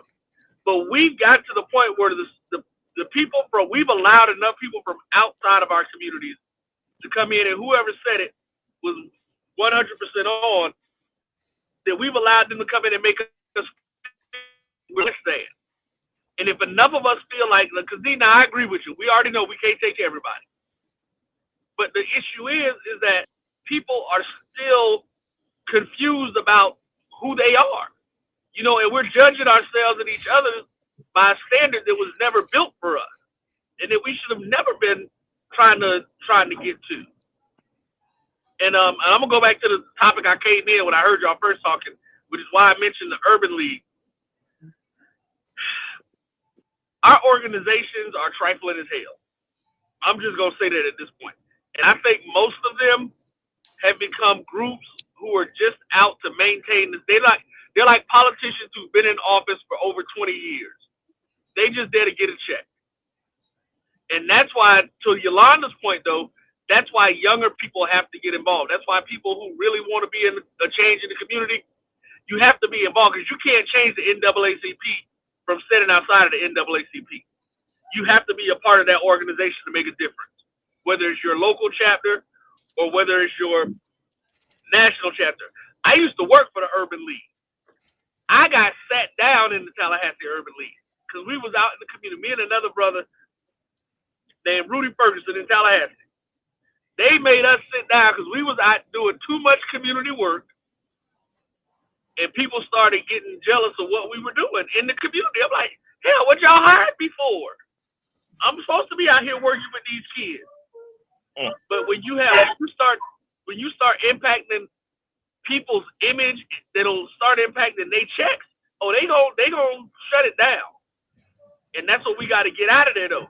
Only way that changes is new people come in and vote them old people out. Yeah, and so Roy, I want to add something to what you're saying, because there's a lot of spaces where they want the problems to persist, because once you fix them, then the money generation stops. I just want to add that. It's just like the medical industry. They treat symptoms. They don't find cures for issues. They find out how to treat it to make you feel better for a little while. Let me add to that real quick. If we look at this problem holistically and we compare ourselves to the other groups, one of the things that the tie that binds is the fact that they stick together on something. I don't give a damn what it may be. Stick together on one thing and you'll learn that you can fight and beat them. And that's where they fractionalize us. See, distract and everything else, all the psyops, all that's true. There's no question it's true. But if we could agree on one thing, we'll beat them. And let me add this while we're talking about it. Let's be very clear about the other psyops of this thing. They killed the leaders that were trying to move us toward that. You know, you guys talk about segregation and integration. Believe it or not, King was not an integrationist. If you read his letter from Birmingham jail, he specifically said he wasn't. That's why they killed him, because he went against the program. Well, there's two people that killed for the same reason. And again, he doesn't get much credit for it. Malcolm X had started moving away from the nationalists. He went to Mecca and said, all whites ain't bad. And what happened? They killed him. 1 year later, 2 years later, killed King. Now, understand this. Now, let me give you this last one, just so you know, as a point of reference. 8 months after King was killed, they killed two other young brothers that were on the same plane. They're called Mark Clark and Fred Hampton. Well, what did they do? They organized. The Black Panthers had organized and put together a plan of not only feeding the poor, but teaching the poor. They were killed. They were assassinated. I got the books. So again, and this is why I hop on history. The problem that we have is that we don't teach history. And history is not a forgiving item. It abhors a vacuum, but it really abhors stupidity. And see, we're a victim of our own stupidity. Well, see, here's the problem with that, though. And now I'm gonna agree. And now, so this is one of the areas that me and DVP probably have some big major disagreement on. But it is what it is, because I believe that we have some things, and not, when I say we, I'm talking about us generally as a people, not necessarily individuals, but us generally. We have PTSD, and we have some stuff that has never been innately put in our DNA. Because just like you talked about, if you look at the other cultures, no other group's leaders were assassinated when they were coming to the middle. Nobody. Because see, they understand that if you get a unified black culture, I mean, look, what's your boy name? Who was the FBI director? What did he say? The biggest threat to the United States and when he says that, he means the white power structure that was in place. What was the biggest threat to it? A unified black family. J. Edgar Literally, Hoover. Right. Out of the FBI director's mouth. So why do you not think that they are? The program is called Counting Intel Pro. Yeah. Say that again, Joe. I mean, look. The program is called COINTELPRO and is actually still running to this day.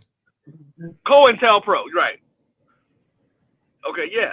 And I mean, Dr. Francis Cress Welsing used to talk about it. That why do y'all think they call projects? Who knows that answer? Who knows why you call projects? Maybe because it's a whole experiment. They had to put y'all in a damn. No, you're exactly right.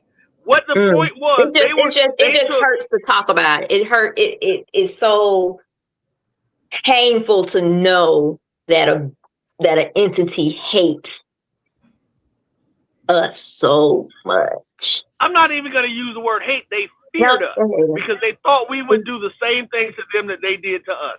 That's what it was. They are in total that they think we will do the same thing.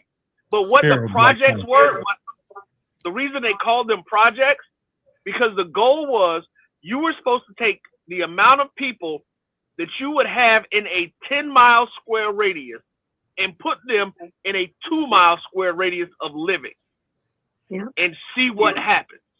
They kill each other. Whole resource, right? That's too many people in that area. And it breeds, it's immediately going to create certain things, especially when you withhold resources in that community. When you pull out police protection. Like New Jack City, people used to think New Jack, they joke, okay, nobody take over no project. Yeah, they could. I saw that in Miami. Right. I saw that in Miami. People, listen, it's some places that, I don't care, you lived in Miami your whole life. If you didn't live on that block, you didn't go. And that's what they did to us. And so what happened is now you've created a large group of people who are in that mentality. And when you get 3 to 4 generations deep into something, it becomes very difficult to change that. It becomes almost impossible to get those people out of that mentality. That's why you have all of these women and all of these women who are 5th and 6th generation welfare. You have all these men who, my daddy wasn't there, I ain't gonna be there, my son ain't gonna be there, and they go through this because they have now been conditioned that this is normal. Remember, the only way you used to be able to get welfare in the 70s was a man was not in the house. Yeah. That was not how welfare was initially designed. It was designed for family. But when we started to use it, because they took all of the stuff that we was doing away, okay, now the man can't be in the household. So see, these are the systematic parts that create what we like to call the racism stuff. Because now we're in a system that won't allow us. Can we get out of it? Yes, we can. But we have to pull enough like-minded people to start the process. Because and the worst part about it, we always gonna have somebody that's gonna be willing to forego or fall back to the master, whatever you want to call it, the man for a check. And see, we got plenty of them out there now. And to me, that's most of our media people. They are out there for a check. That's why I told we've been in this media business for a long time. Urban World News will be relaunching either in August or September. And guess what? I don't care if 3 people are watching it. We're going to keep doing it. That's the excuse that they use on black networks is, we don't do news because black people don't watch news. No, y'all don't keep doing the news. Y'all stop when y'all don't think anybody's watching, or when one of your sponsors says, no, we can't have you run that story. And they don't do it. Like a lot of people, this is the last thing I'm going to say about that part. like y'all all old enough to remember when Tavis Smiley used to be on Time Joyner's show, right? And they went through all the stuff for like 2 years talking about we're going to find a replacement for Tavis Smiley. Tavis Smiley did not get fired from the Tom Joyner show because he talked bad about Obama. He got fired because he broke a story about a Coca-Cola regional manager that either sexually assaulted or did something racial, and it may have been both, to a young lady that was under him. And he was white, she was black. That's why Tavis got fired. I was working at the radio station when all that stuff happened. It had nothing to do with President Obama. And that's what they do to us. When we actually report news, they cut their knees off. And now all of a sudden, they're afraid to lose what they have, so they just fall in line. We have to have enough people who are willing to lose their material possessions for either the greater good or just for us to be better. And that's one of our big challenges. Yep. Ooh, you said a word, dang. All right, it's 7:51, y'all. So we got a couple things we're gonna wait the next week. I'm gonna get this in just because I was supposed to get it in earlier.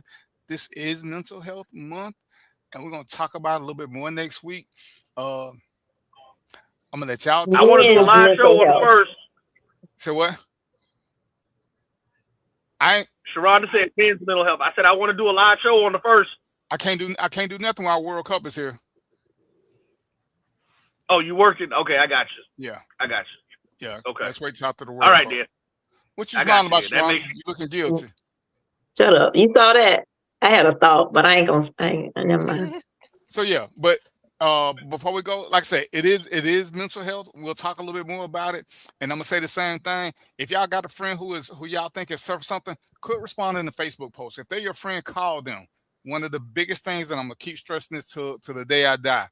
When people put out a help message or a message that sounds like something ain't right, do not respond to their post. You're feeding what they're saying, that they're not important enough for you to call out and reach out to them.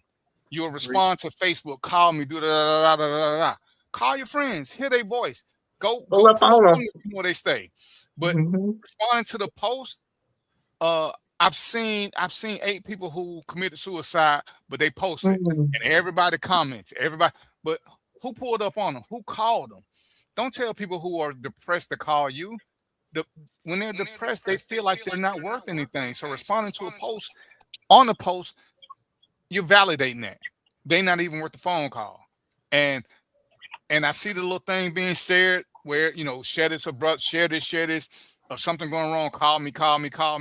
I'm telling y'all, as a functioning depressionist who has been diagnosed with clinical depression, telling me to call you is never the answer. Because we already feel like we ain't sick. And if we do call, because I called 2 people, I had to cut them off. And they said, I'll call you back. One of them to this day has not called me back. So I called you because you put that little post up. Oh, if you need me, I'm here for you. But when I needed you weren't there for me. And you never called back to see what I wanted. And, it is what it is. But stop telling your friends lies. If you ain't going to be there for them, just don't say shit. If they make a post, don't say shit. I made a post a few months ago and said it. And I put, don't reply to this post. And people was just study replying to it. Are you okay? Are you okay? And 10 or 15 of them people had my phone number. And I told y'all, it's crazy. The only somebody who called me was my white realtor. My white realtor called me. She called me like fucking 18 times. But everybody else who knew me that responded, nobody reached out to me. And I was like, this is so fucked up. Because I said I was having a moment. I said I needed somebody. And all I got was comments to my post. Nobody. It's like when you see shit like that, don't respond. Because if you respond, I know that to me, you're doing it for social media. So if you got friends who suffering, you think they suffering, whether it's seasonal depression, whether it's clinical depression, reach out to them. Reach out to them. Call them. Pull up on them. Hey man, how you feeling? Hey Shawty, what's going on? What's up? What's up? And I tell you, it's the same thing with funerals. Anybody who's lost somebody can tell you when you lose somebody, everybody's there for the first 2 weeks. Week 3, week 4, ain't nobody paying you no attention no more. And they're going through depression while they recover from their death. Be a good friend. If you have to set fucking reminders on your phone because your phones will do it, to send them a text or something or to call them, Reach out and do that. I think a lot of people who are depressed get pushed in depression more so by their circle that abandon them than the actual incident. Because when they look around, they by themselves. When they cry, they by themselves. And nobody's reaching out to them. Everybody say, oh, I got you. I'm going to be around. I'm going to do this. I'm going to do that. And they not. And I know some of y'all mean well, but it comes across as you being full of shit. And when the person who is depressed is thinking that nobody cares and I ain't worth it, you just proving their point, whether you mean to or not. So if you ain't going to do nothing, don't tell them you're going to do nothing. It's better to under promise to overproduce.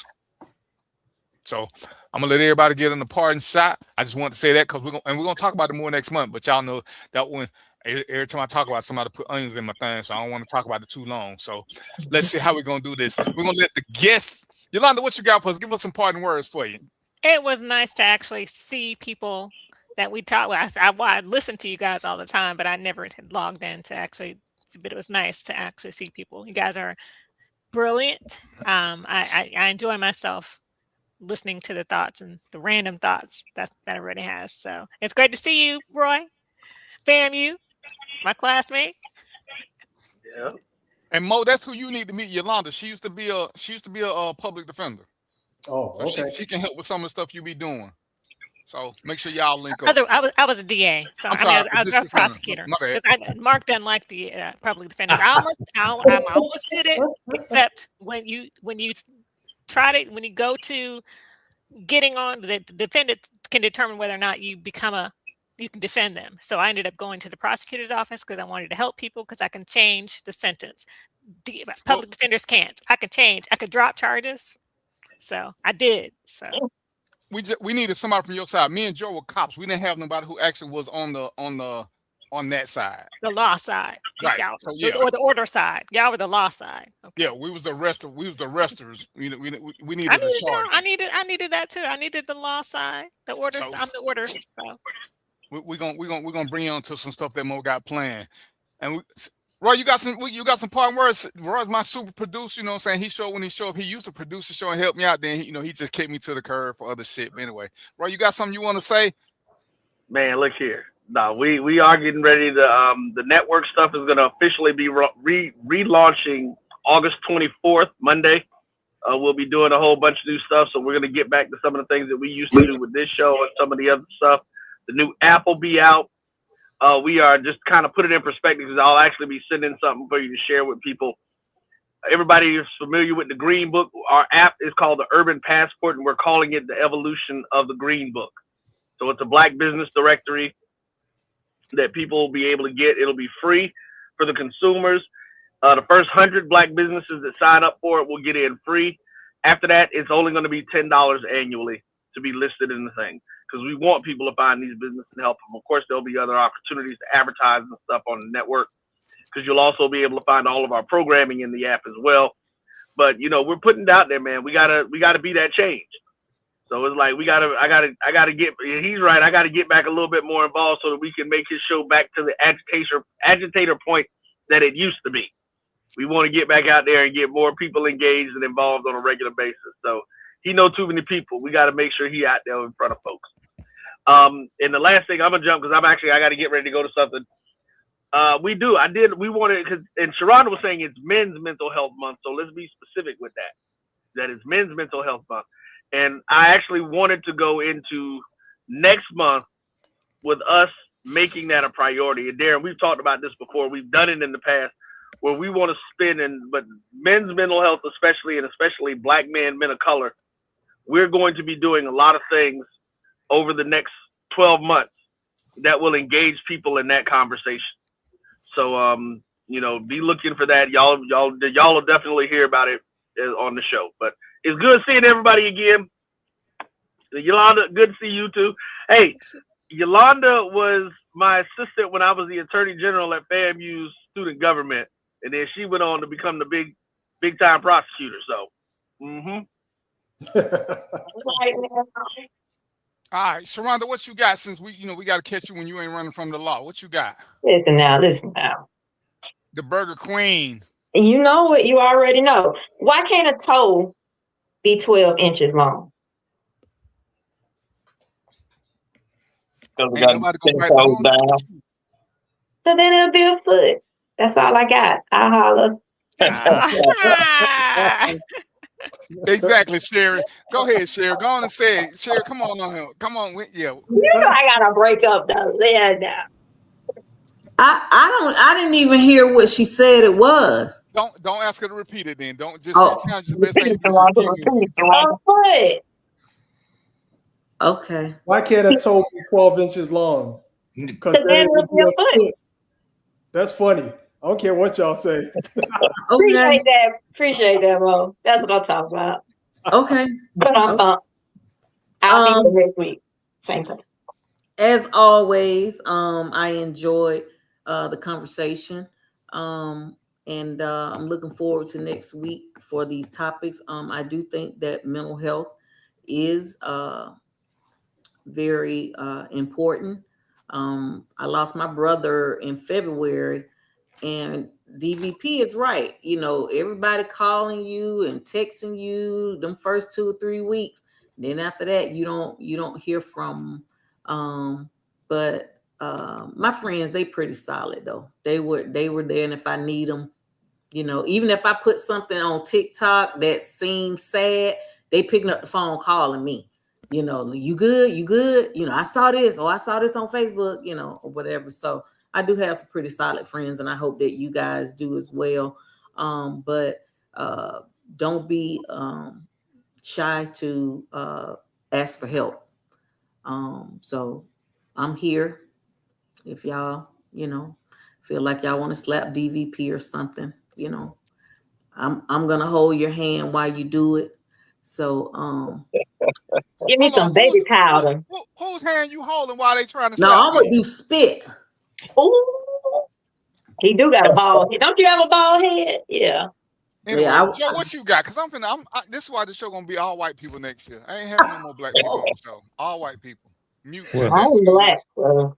Let me throw two things at you. Before Rosewood and other places, the blueprint was started. It's called the Battle of Negro Fort, the rise and fall of fugitive slave community. Andrew Jackson started it when he wiped out a whole community. Then the other one is Lies My Teacher Told Me, Everything Your American History Textbook Got Wrong by Llewellyn. I highly suggest them both. Because again, when we start, the Battle of Negro Fort? Battle of Negro Fort, yes. This is the blueprint for wiping out black communities. And what's the second one? The second one's going to be Lies My Teacher Told Me, Everything Your American History Book Got Wrong by Llewellyn. It's version 3. And it specifically addresses a lot of the historical inaccuracies that I can tell you some of us got totally wrong. But there's that. Mo, what you got for me? Okay, just to mention, if you're interested in joining an online small group discussion of policing in America or childhood trauma, send an email to the address right next to my name. You know, these discussions are something that I think our society needs, something that's really critical. We did the first cohort. DVP, Joe, Mo, and Mark were there, and I got some feedback from the attendees, and they said it's extremely valuable. Many cases I have people who have lost people to police police violence, and they appreciated the feedback from Joe, Mo, and DVP, and also the material that was presented. Mark, what you got for me, brother? I want to thank Yolanda for coming. Thanks for Sharonda for peeking her head in. See if it was good to have all these new people, old people. But the different ideas, I love the conversation, man. It was a great conversation this week. Looking forward to talking seeing everybody next week. And y'all know it is. I want to thank Yolanda because, like I said, Yolanda was one of the first people that ever responded when Random Thoughts with DVP ever came out like 120 years ago, and we've never met. So this is my first time seeing her, but she was one of the first people when we started back at, good Lord, I think we was in the West End when we first started. So it was good seeing you. Tiffany, if you still watching, it was good seeing you. I'm gonna tell y'all this. Ain't nothing like a black woman who would speak her mind and talk trash. And Lord knows I got 4 of them. Yolanda was acting quiet, but don't believe the hype. Sherry is what Sherry is, and Sharonda, she's a fugitive. Tiff came and started shit and ran. And then y'all know how my Misfit brothers do what they do. So I love this. I love the fact that we can agree on some stuff and disagree on some stuff. And when you watch this, all we're trying to do is give you a bunch of different tools to put on your tool belt. Between us, somebody gonna say something that you can deal with, because we ain't gonna never all agree. But to survive in this life, you need to have a bunch of different options. One of the options is gonna work for you. You don't have to follow nobody wholly, but take a little bit here, take a little bit there, take a little bit there. So I appreciate y'all for coming to hang out with us and having fun, and hope y'all getting a little education in the process. Joe giving y'all a bunch of books. I know, I know he make your expense account go up, because ain't none of these books free, because I be trying to find them on my Kindle, but it always say, $6.99 or $10.99. So I'm like, man, Joe cutting into my table dance money, but that's neither here nor there, because I'm single. But anyway, so until next week, y'all know what it is, right? Peace, popcorn, and chicken grease, and we out. Have a good night, everybody. Good night. Bye.